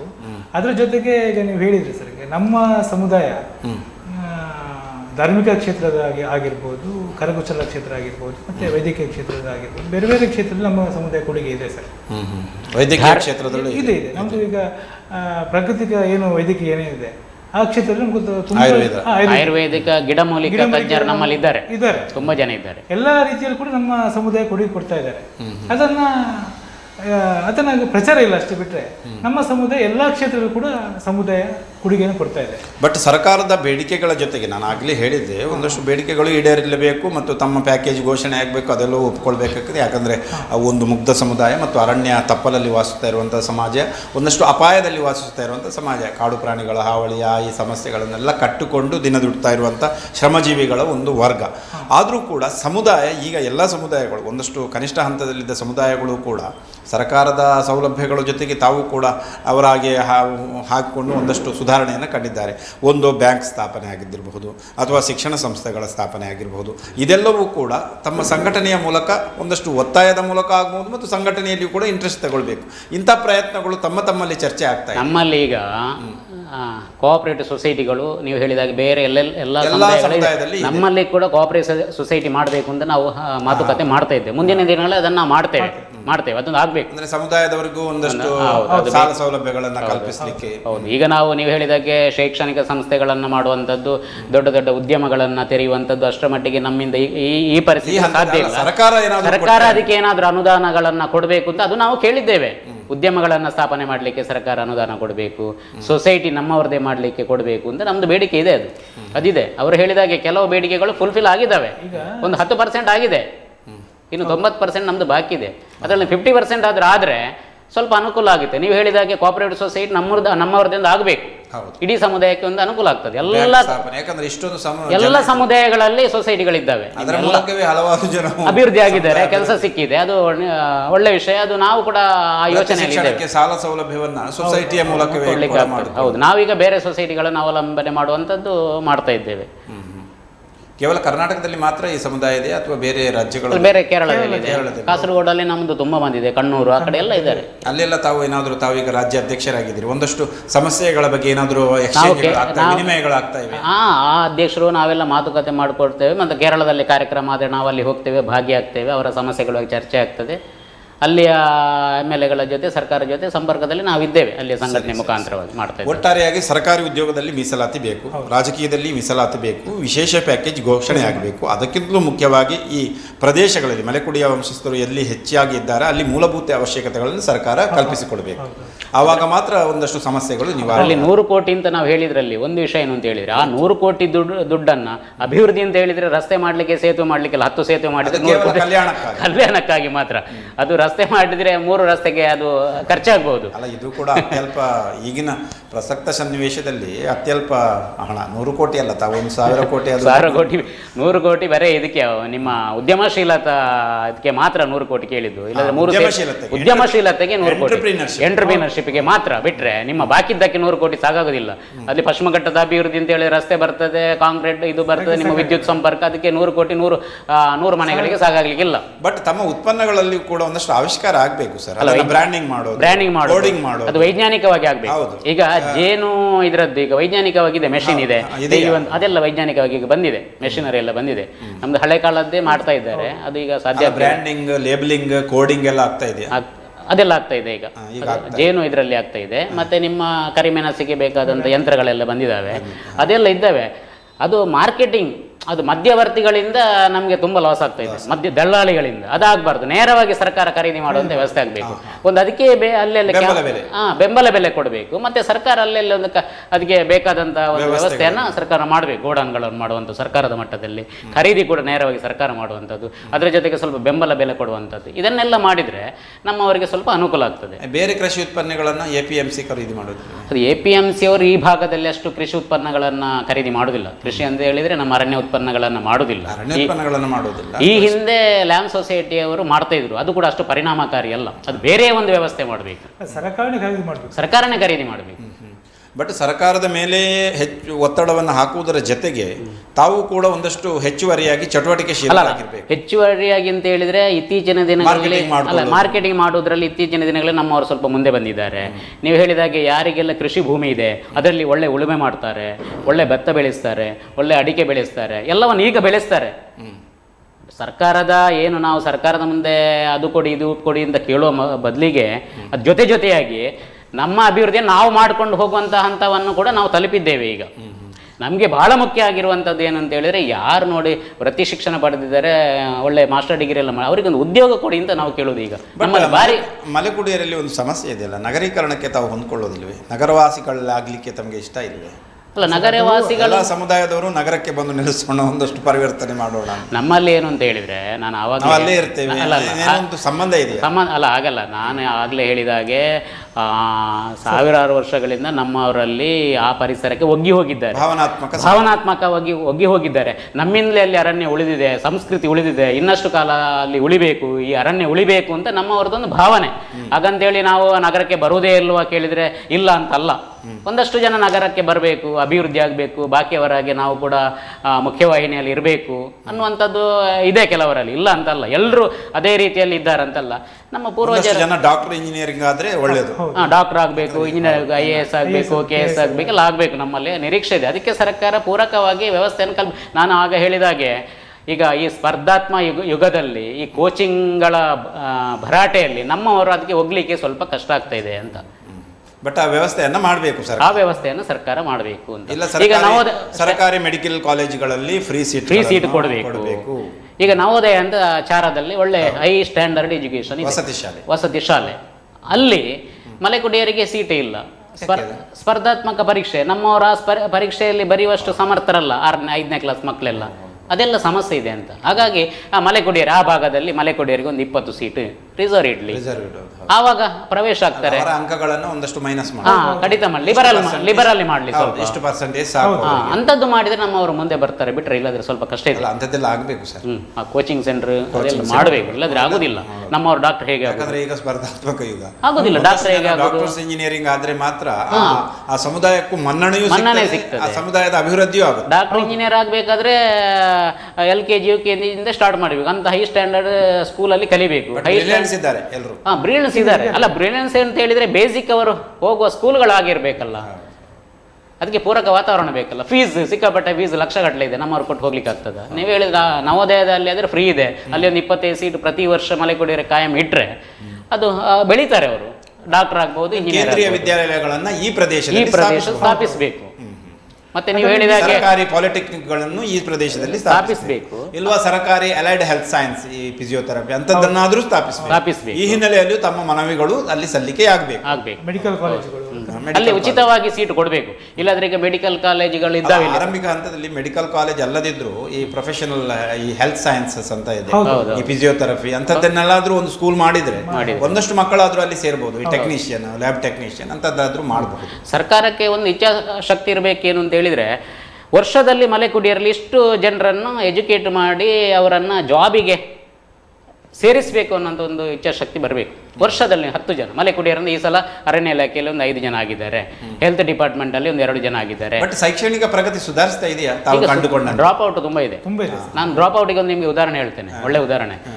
ಈಗ ಏನು ಆ ಭಾಗದಲ್ಲಿ ನಕ್ಸಲ್ ಚಟುವಟಿಕೆ ಪ್ರಾರಂಭ ಆಯ್ತಾ, ಆವಾಗ್ನಿಂದ ಪೊಲೀಸ್ನವರು ಅವ್ರ ಗಸ್ತು ತಿರುಗುವಂಥದ್ದು, ಅವ್ರದ್ದು ಡ್ರೆಸ್ ಎಲ್ಲ ನೋಡಿಕೊಂಡು ಗನ್ ಎಲ್ಲ ನೋಡುವಾಗ ಮಕ್ಕಳು ಶಾಲೆಗೆ ಹೋಗೋರು ಅರ್ಧದಲ್ಲಿ ನೋಡಿ ಭಯಭೀತರಾದ್ರು ಕೆಲವು ಜನ. ಆವಾಗ ಡ್ರಾಪ್ ಔಟ್ ಆಗೋ ಸಾಧ್ಯತೆ ಇದೆ, ಹೆದರಿಕೆಯಿಂದ. ಈ ಬಗ್ಗೆ ತಿಳಿಸಲಿಲ್ವೇ? ಅಲ್ಲ, ಈ ಬಗ್ಗೆ ನಾವು ಈಗ ನಿಮ್ಮ ಮಾಧ್ಯಮದ ಮುಖಾಂತರ ತಿಳಿಸುವಂಥದ್ದು ಅಲ್ಲ, ಸಂಬಂಧಪಟ್ಟವರಿಗೆ ತಿಳಿಸಿದ್ರೆ ಸಂಬಂಧಪಟ್ಟವರಿಗೆ ಗಸ್ತನ್ನ ಸರಳೀಕರಣಗೊಳಿಸಬಹುದಲ್ಲ. ಅಲ್ಲ, ಗಸ್ತನ್ನ ಸರಳೀಕರಣಗೊಳಿಸಿದ್ರೆ ಅಲ್ಲಿ ಅವರನ್ನು ಮಟ್ಟ ಹಾಕ್ಲಿಕ್ಕೆ ಕಷ್ಟ ಆದೀತು ಅಂತ ಉತ್ತರ ಬರಬಹುದು. ಅಲ್ಲ, ಹೇಳಿದ್ದು ನಾನು, ಇದು ಕೂಡ ಸ್ವಲ್ಪ ಭಯ ಇದೆ ಅಂತ, ಅದಕ್ಕೆ ನಾನು ಹೇಳುವಂಥದ್ದು. ಆಗ ಹೇಳಿದಾಗೆ ಪೊಲೀಸ್ ಅಧಿಕಾರಿಗಳು ಮಕ್ಕಳನ್ನ ಬರಮಾಡಿಕೊಂಡು ಅವರಿಗೆ ಹೂವನ್ನು ಕೊಟ್ಟು ಶಾಲೆಗೆ ಹೋಗಿ ಅಂತ ಪ್ರೀತಿಯಿಂದ ಅಲ್ಲ, ಅವರು ಆ ಡ್ರೆಸ್ ಅಲ್ಲಿ ಇರುವಾಗೆಲ್ಲ ಪ್ರೀತಿ ಮಾಡಿದ್ರೆ ಅದು ಕಷ್ಟ ಆದೀತು. ಮಕ್ಕಳನ್ನ ಭೇದ ಭಾವ ಇಲ್ಲ, ಮಕ್ಕಳಿಗೆ ಒಂದಷ್ಟು ಒಳ್ಳೆಯ ರೀತಿಯಲ್ಲಿ ಅವರಿಗೆ ಮನವಿ ಮಾಡಿಕೊಂಡ್ರೆ ಹಾಗಂತೇಳಿ ಅವರು ಯಾರಿಗೂ ಮಕ್ಕಳಿಗೆ ಏನು ದುರುಗುಡ್ತಾರಂತಲ್ಲ. ಮಕ್ಕಳಲ್ಲಿ ಒಂದಷ್ಟು ಅಪಧೈರ್ಯ ಇದೆ ಅಷ್ಟೇ, ಹೆದರಿಕೆ ಅಂತ ಆ ಡ್ರೆಸ್ ಎಲ್ಲ ನೋಡುವಾಗ ಅದು ಸಹಜ ಬರ್ತದೆ. ಏನು ಅವರೇನು ಕಿರಿಕಿರಿ ಮಾಡ್ತಾರೆ ಅಂತ ಹೇಳಿದ್ದಲ್ಲ, ಅವರನ್ನು ನೋಡಿ ಹಾಗೆ ಡ್ರಾಪ್ ಔಟ್ ಎಲ್ಲ ವಿಚಾರಗಳನ್ನು ತಿಳಿಸಬೇಕು. ಹೌದು, ಅದಕ್ಕೆ ನಾನು ಹೇಳಿದ್ದೇನೆ ಅಂತ ಹೇಳಿದ್ರೆ, ಮೊರಾರ್ಜಿ ಅಂತ ಹೈ ಸ್ಟ್ಯಾಂಡರ್ಡ್ ಸ್ಕೂಲ್ಗಳಲ್ಲಿ ಅವರಿಗೆ ಇದು ಅವಕಾಶ ಕಲ್ಪಿಸಬೇಕು ಅಂತ ನಾನು ಹೇಳಿದೆ. ಬಟ್ ಕೇಂದ್ರೀಯ ವಿದ್ಯಾಲಯಗಳನ್ನು ಅಲ್ಲಿ ಸ್ಥಾಪಿಸಲಿಕ್ಕೆ ಅವಕಾಶ ಇದೆ, ಅದನ್ನು ಮಾಡಬಹುದಲ್ಲ? ಕೇಂದ್ರೀಯ ವಿದ್ಯಾಲಯಗಳನ್ನು ನಮ್ಮ ಪ್ರದೇಶದಲ್ಲಿ ಮಲೆಕುಡಿಯರು ಹೆಚ್ಚಾಗಿರುವ ವಾಸಿಸುವ ಪ್ರದೇಶದಲ್ಲಿ ಅದನ್ನು ಮಾಡಬೇಕು. ಈಗ ಕೇಂದ್ರ ಸರ್ಕಾರ ಒಂದು ಅವಕಾಶ ಇದೆ, ಏಕಲವ್ಯ ವಿದ್ಯಾಲಯ, ಕೇಂದ್ರೀಯ ವಿದ್ಯಾಲಯ, ಅದನ್ನು ಒಂದು ಸ್ಥಾಪನೆ ಮಾಡಿದ್ರೆ ಒಂದು ಅವಕಾಶ ಸಿಗುತ್ತಲ್ಲ. ಈ ಬಗ್ಗೆ ಮನವಿ ಕೊಟ್ಟಿದ್ದೀರಾ? ಇಲ್ಲ, ಈಗ ಅದು ಅದನ್ನು ಕೊಟ್ಟರೆ ಒಳ್ಳೆಯದು, ಪರಿಶೀಲಿಸಬಹುದು ಅವರು. ಯಾಕಂದ್ರೆ ಈಗ ಅದೆಲ್ಲ ಫಾಸ್ಟ್ ಆಗ್ತಾ ಇವೆ ಒಂದಷ್ಟು ಕೇಂದ್ರೀಯ ವಿದ್ಯಾಲಯಗಳು, ಅದನ್ನು ಪ್ರಾರಂಭಿಸಬಹುದು. ಓಕೆ, ಈಗ ಸರ್ ನೀವು ಹೇಳಿದ್ರಿ, ಈಗ ನಗರಕ್ಕೆ ಬನ್ನಿ ಅಂತ ಹೇಳಿ. ಹೌದು, ಈಗ ನಗರಕ್ಕೆ ಬರುವುದು ವಿಷಯ ಆದರೆ ಒಂದು ಸರ್ಕಾರ ಒಂದು ಪರ್ಯಾವ್ಯವಸ್ಥೆ ಮಾಡಲೇಬೇಕು ಸರ್. ಈಗ ನಗರಕ್ಕೆ ಬರುವುದಾದ್ರೆ ಪರ್ಯಾವ್ಯವಸ್ಥೆ ಇಲ್ಲದೆ ಯಾವ ರೀತಿ ನಾವು ಬರುವುದು? ಈಗ ಒಂದು ಶ್ರೀಧರಗೌಡ ಹೇಳಿದಾಗೆ ಸ್ವಂತ ಸಾಧನೆಯ ಮೂಲಕ ಅಲ್ಲ, ನಮ್ಗೆ ಕಷ್ಟ ಆಗುತ್ತೆ. ಒಂದು ಪರ್ಯಾವ್ಯವಸ್ಥೆ ಏನಾದರೂ ಕೃಷಿ ಭೂಮಿ ಒಂದು 400 ಎಕರೆ ಕೊಟ್ಟರೆ ಅದು ಆಗುತ್ತೆ. ಈಗ ಅವರು ರಾಜ್ಯಾಧ್ಯಕ್ಷ ಹೇಳಿದಾಗೆ ನಮ್ಮವರು ಪರಿಸರ ಪ್ರೇಮಿಗಳು, ಪರಿಸರ ರಕ್ಷಕ ಇದೆ, ಅದೊಂದು ಭಾವನೆ ಇದೆ, ತಲೆಯಲ್ಲಿದೆ. ಒಂದು ಕೃಷಿ ಭೂಮಿ ಕೊಟ್ಟರೆ ಅಂದರೆ ಅಲ್ಲಿ ಏನಿದೆ ನಮ್ಮವರಿಗೆ ಏನು ವ್ಯವಸ್ಥೆ ಮಾಡಿಕೊಟ್ರೆ, ಒಂದು ಕಂದಾಯ ಗ್ರಾಮ ಘೋಷಣೆ ಮಾಡಿಕೊಂಡು ಒಂದು 400 ಎಕರೆ ಜಾಗ ಮಾಡಿಕೊಂಡು ಅಲ್ಲಿ ಶಾಲೆ, ಮೆಡಿಕಲು ಈ ಥರ ಒಂದು ವ್ಯವಸ್ಥೆ ಮಾಡಿದರೆ, ಮೂಲಭೂತ ಸೌಕರ್ಯ ಕೊಟ್ಟರೆ ಅಲ್ಲಿಗೆ ಬರ್ಬೋದು, ಸ್ವಇಚ್ಛೆಯಿಂದ ಬರ್ಬೋದು. ಸರ್ಕಾರ ಯಾವುದಕ್ಕೂ ಕೂಡ ಒಂದು ಸರ್ಕಾರ ಪರ್ಯಾವ್ಯವಸ್ಥೆ ಮಾಡಲೇಬೇಕು ಸರ್. ಪರ್ಯಾವ್ಯವಸ್ಥೆ ಇಲ್ಲದಿದ್ರೆ ಯಾವ ರೀತಿ ಅವರು ನಗರದ ಪ್ರದೇಶದ ವ್ಯಾಪ್ತಿಯಲ್ಲಿರುವಂತಹ ಒಂದಷ್ಟು ಕೃಷಿ ಭೂಮಿಯನ್ನ ಕೊಡಬೇಕು. ನಗರ ಪ್ರದೇಶ ಅಂದ್ರೆ ಈಗ ಒಂದು ಹೆಬ್ರಿ ತಾಲೂಕು ಆಗಿರ್ಬೋದು, ಕಾರ್ಕಳ ತಾಲೂಕು ಆಗಿರ್ಬೋದು, ಒಂದು ಕೃಷಿ ಸರ್ಕಾರಿ ಜಮೀನನ್ನ ಸರ್ಕಾರ ಒಂದು ಗುರುತು ಮಾಡಿ ಅಲ್ಲಿ ಮೂಲಭೂತ ಸೌಕರ್ಯ ಒದಗಿಸಿ ಕಂದಾಯ ಗ್ರಾಮ ಘೋಷಣೆ ಮಾಡಿಕೊಂಡು ಇಂಥ ಒಂದು ವ್ಯವಸ್ಥೆ ಮಾಡಿದ್ರೆ ಮಲೆಕುಡಿಯರು ಯೋಚನೆ ಮಾಡ್ಬೋದು. ಸರ್, ಕೊನೆಯದಾಗಿ ಈ ಮಲೆಕುಡಿಯರ ಸಮಸ್ಯೆ, ಯಾಕಂದರೆ ನಮ್ಮದು ಒಂದು ಸಮುದಾಯ, ಮಾನವ ಸಂಘಜೀವಿ, ಕೇವಲ ಒಂದು ಸಮುದಾಯ ಅಂತ ನಾವು ಯಾರನ್ನೂ ಕೂಡ ತಿರಸ್ಕರಿಸುವಂತಿಲ್ಲ. ಎಲ್ಲರೂ ಕೂಡ ಒಂದೇ, ಮಾನವ ಧರ್ಮ ಅನ್ನೋದು ಮುಖ್ಯ. ಇಲ್ಲಿ ತಮ್ಮ ತಮ್ಮ ಹಕ್ಕೊತ್ತಾಯಗಳಿಗೆ, ಬೇಡಿಕೆಗಳಿಗೆ ಮಾತ್ರ ನಾವು ಸಮುದಾಯವಾಗಿ ತಿಳಿದುಕೊಳ್ಬೋದು. ಆದರೆ ಈ ಸಂದರ್ಭದಲ್ಲಿ ಹೇಳೋದಾದರೆ ಇದು ಕೇವಲ ಮಲಕುಡಿಯರ ಸಮಸ್ಯೆ ಅಲ್ಲ, ಇದೊಂದು ಸಾರ್ವತ್ರಿಕ ಸಮಸ್ಯೆ. ಮಲೆಕುಡಿಯರಿಗೆ ನೈತಿಕ ಬೆಂಬಲವನ್ನು ನಮ್ಮ ವೀಕ್ಷಕರು, ನಮ್ಮ ನಾಗರಿಕರು ಈ ಎಲ್ಲ ಹೋರಾಟಗಳಿಗೆ ಅಥವಾ ತಮ್ಮ ಬದುಕಿನ ಉನ್ನತೀಕರಣಕ್ಕೆ ಅಥವಾ ಮುಂದಿನ ಭವಿಷ್ಯಕ್ಕೆ ಯಾವ ರೀತಿಯಲ್ಲಿ ಬೇರೆ ನಾಗರಿಕರು ತಮ್ಮ ಕೊಡುಗೆಯನ್ನು ನೀಡಬೇಕು ಅಂತ ವಿನಂತಿ ಮಾಡಿಕೊಳ್ತೇವೆ. ಕಳೆದ ಹಲವಾರು ವರ್ಷಗಳಿಂದ ಉದಾಹರಣೆಗೆ ಹೇಳೋದಿದ್ರೆ, ನಾವು ಹುಲಿ ಯೋಜನೆ ಅನ್ನುವಂಥ ಒಂದು ಪ್ರಸ್ತಾಪ ಆದಾಗ ಉಡುಪಿಯಲ್ಲಿ ದೊಡ್ಡ ಮಟ್ಟದ ಒಂದು ಪ್ರತಿಭಟನೆಯನ್ನು ಮಾಡಿದ್ದೀವಿ. ಆ ಸಂದರ್ಭದಲ್ಲಿ ನಮಗೆ ಆ ಭಾಗದಲ್ಲಿ ಇರತಕ್ಕಂಥ ಎಲ್ಲ ಸಮುದಾಯದ ಸಂಘಟನೆಗಳು ನಮ್ಮ ಜೊತೆ ನಿಂತು ನಮಗೆ ಹೋರಾಟಕ್ಕೆ ಬೆಂಬಲವನ್ನು ಕೊಟ್ಟಿದ್ದಾರೆ. ಅದರ ಜೊತೆಗೆ ನಮ್ಮ ಸಮುದಾಯದ ಸಂಘಟನೆಯ ಒಟ್ಟಿಗೆ ನಮ್ಮ ಸಮುದಾಯ ಬೆಳಿಬೇಕು ಅನ್ನುವ ನಿಟ್ಟಿನಲ್ಲಿ ನಮ್ಮ ಆ ಭಾಗದಲ್ಲಿ ಇರ್ತಕ್ಕಂಥ ಎಲ್ಲರೂ ಯಾವ ಜಾತಿ ಭೇದ ಇಲ್ಲದೆ ನಮಗೆ ಸಹಕಾರವನ್ನು ಮಾಡ್ತಾ ಇದ್ದಾರೆ. ನಾವು ಕೂಡ ಮಲೆಕುಡಿಯ ಸಂಘಟನೆಯನ್ನು ಕಟ್ಟಿರುವಂಥದ್ದು ನಮ್ಮ ಮಲೆಕುಡಿಯ ಸಮುದಾಯದಲ್ಲಿ ಇರ್ತಕ್ಕಂಥ ಸಮಸ್ಯೆಗಳನ್ನು ನಿವಾರಣೆ ಮಾಡುವ ನಿಟ್ಟಿನಲ್ಲಿ ಬಿಟ್ಟರೆ ಇನ್ನೊಂದು ಸಮುದಾಯದವರ ಮೇಲೆ ನಾವು ಎರಗುವಂಥದ್ದು, ಅವರನ್ನು ದೂರುವಂಥದ್ದು ಇಲ್ಲ. ನಾವು ಒಟ್ಟಿನಲ್ಲಿ ಮಾನವರು, ಸಂಘರ್ಷ ಇಲ್ಲ ನಮಗೆ. ನಾವು ಎಲ್ಲರ ಜೊತೆಗೆ ಸೌಹಾರ್ದತೆಯಿಂದ ಹೋಗೋರು. ನಾವು ಎಲ್ಲ ಸಂಘ ಸಂಸ್ಥೆಗಳ ಜೊತೆಗೆ ಇದ್ದೇವೆ, ಎಲ್ಲ ಸಂಘ ಸಂಸ್ಥೆಗಳ ಜೊತೆಗೆ ಇದ್ದೇವೆ, ಅವರು ನಮ್ಮ ಜೊತೆಗೆ ಬರ್ತಾರೆ, ಎಲ್ಲರೊಟ್ಟಿಗೆ ನಾವು ಬೆರೆತು ಬಾಳುವವರು. ಸಹಜೀವನ ನಮ್ದು ಇರುವಂಥದ್ದು. ನಮ್ಮ ಸಂಘಟನೆ ಅಂತ ಹೇಳಿದ್ರೆ ಯಾವಾಗಲೂ ಇವ್ರದ್ದು ಮಲೆಕುಡಿಯವ್ರದ್ದು ಸಂಘಟನೆ ಮೇಲೆ ಆಗಂತಲ್ಲ, ಅದು ನಮ್ಮ ಈಗ ಕುಲಾಲರ ಸಂಘಟನೆ ಅವರ ಚಟುವಟಿಕೆ ಮಾಡ್ತಾರೆ, ಬಿಲ್ಲವರು ಅವರ ವ್ಯಾಪ್ತಿಯಲ್ಲಿ ಚಟುವಟಿಕೆ, ಅದೇ ರೀತಿ ನಮ್ಮದು ಕೂಡ ಒಂದು ಚಟುವಟಿಕೆ ಹಾಗೆ. ಓಕೆ, ಕೊನೆಯದಾಗಿ ಏನು ಹೇಳ್ತೀರಾ ನಮ್ಮ ವೀಕ್ಷಕರಿಗೆ? ಸರ್, ಈಗ ನಿಮ್ಮ ಮಾಧ್ಯಮದ ಮುಖಾಂತರ ವೀಕ್ಷಕರಿಗೆ ಒಂದು ವಿನಂತಿ ಮಾಡುವುದೇನೆಂದರೆ, ಈಗ ನಾವು ಮಲೆಕುಡಿಯ ಸಂಘಟನೆ ಜನರ ಒಟ್ಟಿಗೆ ಸಾರ್ವಜನಿಕರೊಂದಿಗೆ ಬೆರೆತು ಸಹಬಾಳ್ವೆ ನಡೆಸುವಂಥ ಸಂಘಟನೆ. ಸರಿ, ನಾವು ಜನ ವಿರೋಧಿ ಏನು ಯೋಜನೆ ಇದೆ, ಕಸ್ತೂರಂಗನ ಯೋಜನೆ ಆಗಿರ್ಬೋದು, ಮಾಧವ ಗಾಡ್ಗೀಳ ನೀತಿಗಳಾಗಿರ್ಬೋದು, ಅದರೊಟ್ಟಿಗೆ ನಾವು ಸಾರ್ವಜನಿಕ ಒಟ್ಟಿಗೆ ಮಾಡಿಕೊಂಡು ಮಲೆಕುಡಿಯ ಸಂಘಟನೆ ಮುಖಾಂತರ ಅಥವಾ ಬೇರೆ ಬೇರೆ ಜನಪರ ಸಂಘಟನೆ ಮುಖಾಂತರ ನಾವು ಹೋರಾಟ ಮಾಡಿದ್ದೀವಿ. ಅದಕ್ಕೆ ನೀವು ಸಾರ್ವಜನಿಕರು ಕೂಡ ಸಹಕಾರ ಕೊಟ್ಟಿದ್ದಾರೆ ನಮಗೆ, ಇನ್ನೂ ಕೂಡ ಮುಂದೆ ಕೂಡ ಸಹಕಾರ ಕೊಡಬೇಕಂತೇಳಿ ನಮ್ಮ ಮಾಧ್ಯಮ ಮುಖಾಂತರ ನಾವು ವಿನಂತಿನ ಮಾಡ್ತಾ ಇದ್ದೇವೆ. ಓಕೆ, ಕಾಮಾಲೆ ಕಣ್ಣು ಅನ್ನೋದು ಇದೆ. ಅದೇ ನಾನು ಮತ್ತೆ ಕೇಳೋದಂದರೆ, ಮಲೆಕುಡಿಯರ ಹೋರಾಟಗಳಿಗೆ ನಕ್ಸಲ್ ಹೋರಾಟದ ಒಂದಷ್ಟು ಸಾಮೀಪ್ಯವಿದೆ ಅನ್ನುವಂಥ ಒಂದು ಸಂದೇಹ, ತಪ್ಪು ಕಲ್ಪನೆ ಇದೆ. ಇದಕ್ಕೆ ಒಂದು ಲಾಸ್ಟ್ ಆಗಿ, ಇದು 100ಕ್ಕೆ 100 ಸುಳ್ಳು, ಸತ್ಯಕ್ಕೆ ದೂರವಾದ ಮಾತು. ಯಾವುದೇ ಕಾರಣಕ್ಕೂ ನಾನು ಪದೇ ಹೇಳ್ತೇನೆ, ಗಟ್ಟಿಯಾಗಿ ಹೇಳ್ತೇನೆ ಏನು ಅಂತ ಹೇಳಿದರೆ, ಹಿಂಸಾವಾದವನ್ನು ಪ್ರಚೋದನೆ ಮಾಡುವಂಥ, ಹಿಂಸಾವಾದವನ್ನು ಪಶ್ಚಿಮ ಘಟ್ಟದಲ್ಲಿ ಬಿತ್ತುವಂಥ ಯಾರೇ ವ್ಯಕ್ತಿ ಇರಲಿ, ಯಾವುದೇ ಸಂಘಟನೆ ಇರಲಿ, ಅದರ ವಿರುದ್ಧ ನಾವು ಗಟ್ಟಿಯಾಗಿ ಧ್ವನಿ ಎತ್ತಿ ಅದನ್ನು ವಿರೋಧ ಮಾಡುವವರೇ. ಈ ಹಿಂದೆ ಕೂಡ ಮಾಡಿದ್ದೇವೆ, ಮುಂದೆ ಕೂಡ ಮಾಡಿದ್ದೇವೆ. ನಾವು ಏನಿದ್ರು ಸಂವಿಧಾನವನ್ನು ಒಪ್ಪುವವರು, ಪ್ರಜಾತಾಂತ್ರಿಕ ನೆಲೆಯಲ್ಲಿ ಹೋರಾಟವನ್ನು ಮಾಡುವವರು. ನಕ್ಸಲ್ ಚಟುವಟಿಕೆ ನಮ್ಮದು ಯಾವ ಕಾಲಕ್ಕೂ ಬೆಂಬಲ ಇಲ್ಲ, ಹಿಂಸಾವಾದವನ್ನು ಯಾವ ಕಾರಣಕ್ಕೂ ಒಪ್ಪುವುದಿಲ್ಲ. ಹಾಗಂತೇಳಿ ಸಾಮಾಜಿಕ ನ್ಯಾಯವನ್ನು ಸರ್ಕಾರ ಒತ್ತು ಕೊಟ್ಟು ಅದನ್ನು ಪರಿಹಾರ ಮಾಡಬೇಕು ಅನ್ನುವಂಥದ್ದು ನಮ್ಮದು ಇಚ್ಛೆ ಇರುವಂಥದ್ದು. ದಮನಕಾರಿ ದಬ್ಬಾಳಿಕೆ ನೀತಿಯನ್ನು ಕೈ ಬಿಡಬೇಕು, ಅದು ನಮ್ಮದು ಉದ್ದೇಶ ಇರುವಂಥದ್ದು. ಇನ್ನೊಂದು ಮನವಿ ಅಂತ ಹೇಳಿದರೆ, ಸರ್ಕಾರ ನಾವು ಕಳೆದ 10 ವರ್ಷಗಳಿಂದ ಏನು ನಿರಂತರವಾಗಿ ಸರ್ಕಾರದ ಮುಂದೆ ನಮ್ಮ ಬೇಡಿಕೆಗಳನ್ನು, ಅಹವಾಲುಗಳನ್ನು ನಿರಂತರ ಇಡ್ತಾ ಇದ್ದೇವೋ, ಅದಕ್ಕೆ ಸರ್ಕಾರ ಸೂಕ್ತ ಸ್ಪಂದನೆಯನ್ನು ಕೊಡಬೇಕು. ಸ್ಪಂದನೆ ಕೊಟ್ಟು ಸಮುದಾಯದ ಅಭಿವೃದ್ಧಿಯನ್ನು, ಆ ಭಾಗದ ಅಭಿವೃದ್ಧಿಯನ್ನು ಮಾಡಲಿಕ್ಕೆ ಕೈ ಜೋಡಿಸಬೇಕು ಅನ್ನುವಂಥದ್ದು ನಮ್ಮದು ವಿನಂತಿ ಇದೆ. ರಾಜಕೀಯ ಪಕ್ಷಗಳು ಕೂಡ ರಾಜಕೀಯ ಪ್ರಾತಿನಿಧ್ಯ ಕೊಡಬೇಕು. ರಾಜಕೀಯ ಪಕ್ಷಗಳು ಸ್ವಲ್ಪ ಲಿಬರಲ್ ಆಗಿ ಆಲೋಚನೆ ಮಾಡಿಕೊಂಡು ತಮ್ಮ ಏನು ತಮಗೆ ಅಧಿಕಾರ ಬೇಕು, ತನ್ನ ಅಸ್ತಿತ್ವ ಅನ್ನುವುದನ್ನು ಸ್ವಲ್ಪ ಆಲೋಚನೆಯನ್ನು ಕೈಬಿಟ್ಟು ಇತರರಿಗೂ ಕೂಡ ಪ್ರಾಧಾನ್ಯತೆ ಕೊಡಬೇಕು, ಅಲ್ಲಿಯವರು ಕೂಡ ಮುಂದೆ ಬರಬೇಕು ಅನ್ನುವಂಥ ಒಂದು ತ್ಯಾಗದ ಮನೋಭಾವನೆಯನ್ನು ಕೂಡ ಕೆಲವು ರಾಜಕೀಯ ಪಕ್ಷಗಳು ಮಾಡಬೇಕು ಅಂತ ನಮ್ಮದು ಒಂದು ವಿನಂತಿ ಇದೆ. ಸ್ವಲ್ಪ ತ್ಯಾಗ ಮಾಡಬೇಕು. ಬಟ್ ತಮ್ಮ ಸಂಘಟನೆ ಮಲೆಕುಡಿಯರ ಸಮಗ್ರವಾದಂಥ ಅಭ್ಯುದಯಕ್ಕೆ ನಿರಂತರವಾಗಿ ಕರ್ತವ್ಯವನ್ನು ಮಾಡ್ತಾ ಇರುತ್ತೆ ಮುಂದಿನ ದಿನಗಳಲ್ಲಿ. ಈ ಹಿಂದಿನಿಂದಲೂ ಕೂಡ ಅದೇ ಉದ್ದೇಶವನ್ನು ಇಟ್ಕೊಂಡು ನಾವು ಸಂಘಟನೆ, ಹೋರಾಟ, ಅಭಿವೃದ್ಧಿ ಆ ಪ್ರಕಾರದಲ್ಲಿ ನಾವು ಮುಂದೆ ಕೂಡ ಅದನ್ನೇ ಮಾಡ್ತೇವೆ. ಈ ಹಿಂದೆ ಕೂಡ ಅದನ್ನೇ ಮಾಡಿದ್ದು, ಅದು ನಿರಂತರವಾಗಿರ್ತದೆ, ಅದರಲ್ಲೇನು ಇದಿಲ್ಲ. ನಾವು ಕಂಟಿನ್ಯೂ ಅದನ್ನೇ ಮಾಡ್ತಾ ಇದ್ದೇವೆ. ಅದರಿಂದ ಜನರಿಗೆ, ಸಮುದಾಯಕ್ಕೆ ಪ್ರಯೋಜನ ಆಗಬೇಕು, ಆ ಪರಿಸರಕ್ಕೆ ಕೂಡ ನಮ್ಮಿಂದ ಸ್ವಲ್ಪ ಏನಾದರೂ ಪ್ರಯೋಜನ ಆಗಬೇಕು ಅನ್ನುವಂಥದ್ದು ನಮ್ದು ಆಶಯ ಇರುವಂಥದ್ದು, ನಿರೀಕ್ಷೆ ಕೂಡ ಇದೆ. ನಮ್ಮದು ನಿರೀಕ್ಷೆ, ಆ ಪರಿಸರದ ನಿರೀಕ್ಷೆ ಕೂಡ ಇದೆ. ನಾವು ಕೂಡ ಏನಾದರೂ ಮಾಡಬೇಕು ಅಂದರೆ ನಮ್ಮದು ಆಶಯ ಕೂಡ ಇದೆ. ಸಮಾಜಕ್ಕೆ ಏನಾದರೂ ಮಾಡಬೇಕು, ಪರಿಸರಕ್ಕೆ ಏನಾದರೂ ಮಾಡಬೇಕು, ನಮ್ಮದು ಉದ್ದೇಶ ಇದೆ, ಆಶಯ ಇದೆ. Okay. ಆ ನಿಟ್ಟಿನಲ್ಲಿ ನಮಗೆ ಸಹಕಾರವನ್ನು ಎಲ್ಲ ಹಂತದಲ್ಲಿ ಕೊಡ್ತಾ ಇದ್ದಾರೆ, ಮುಂದೆ ಕೊಡ್ತಾರೆ ಅನ್ನೋ ಭಾವನೆ ಇದೆ.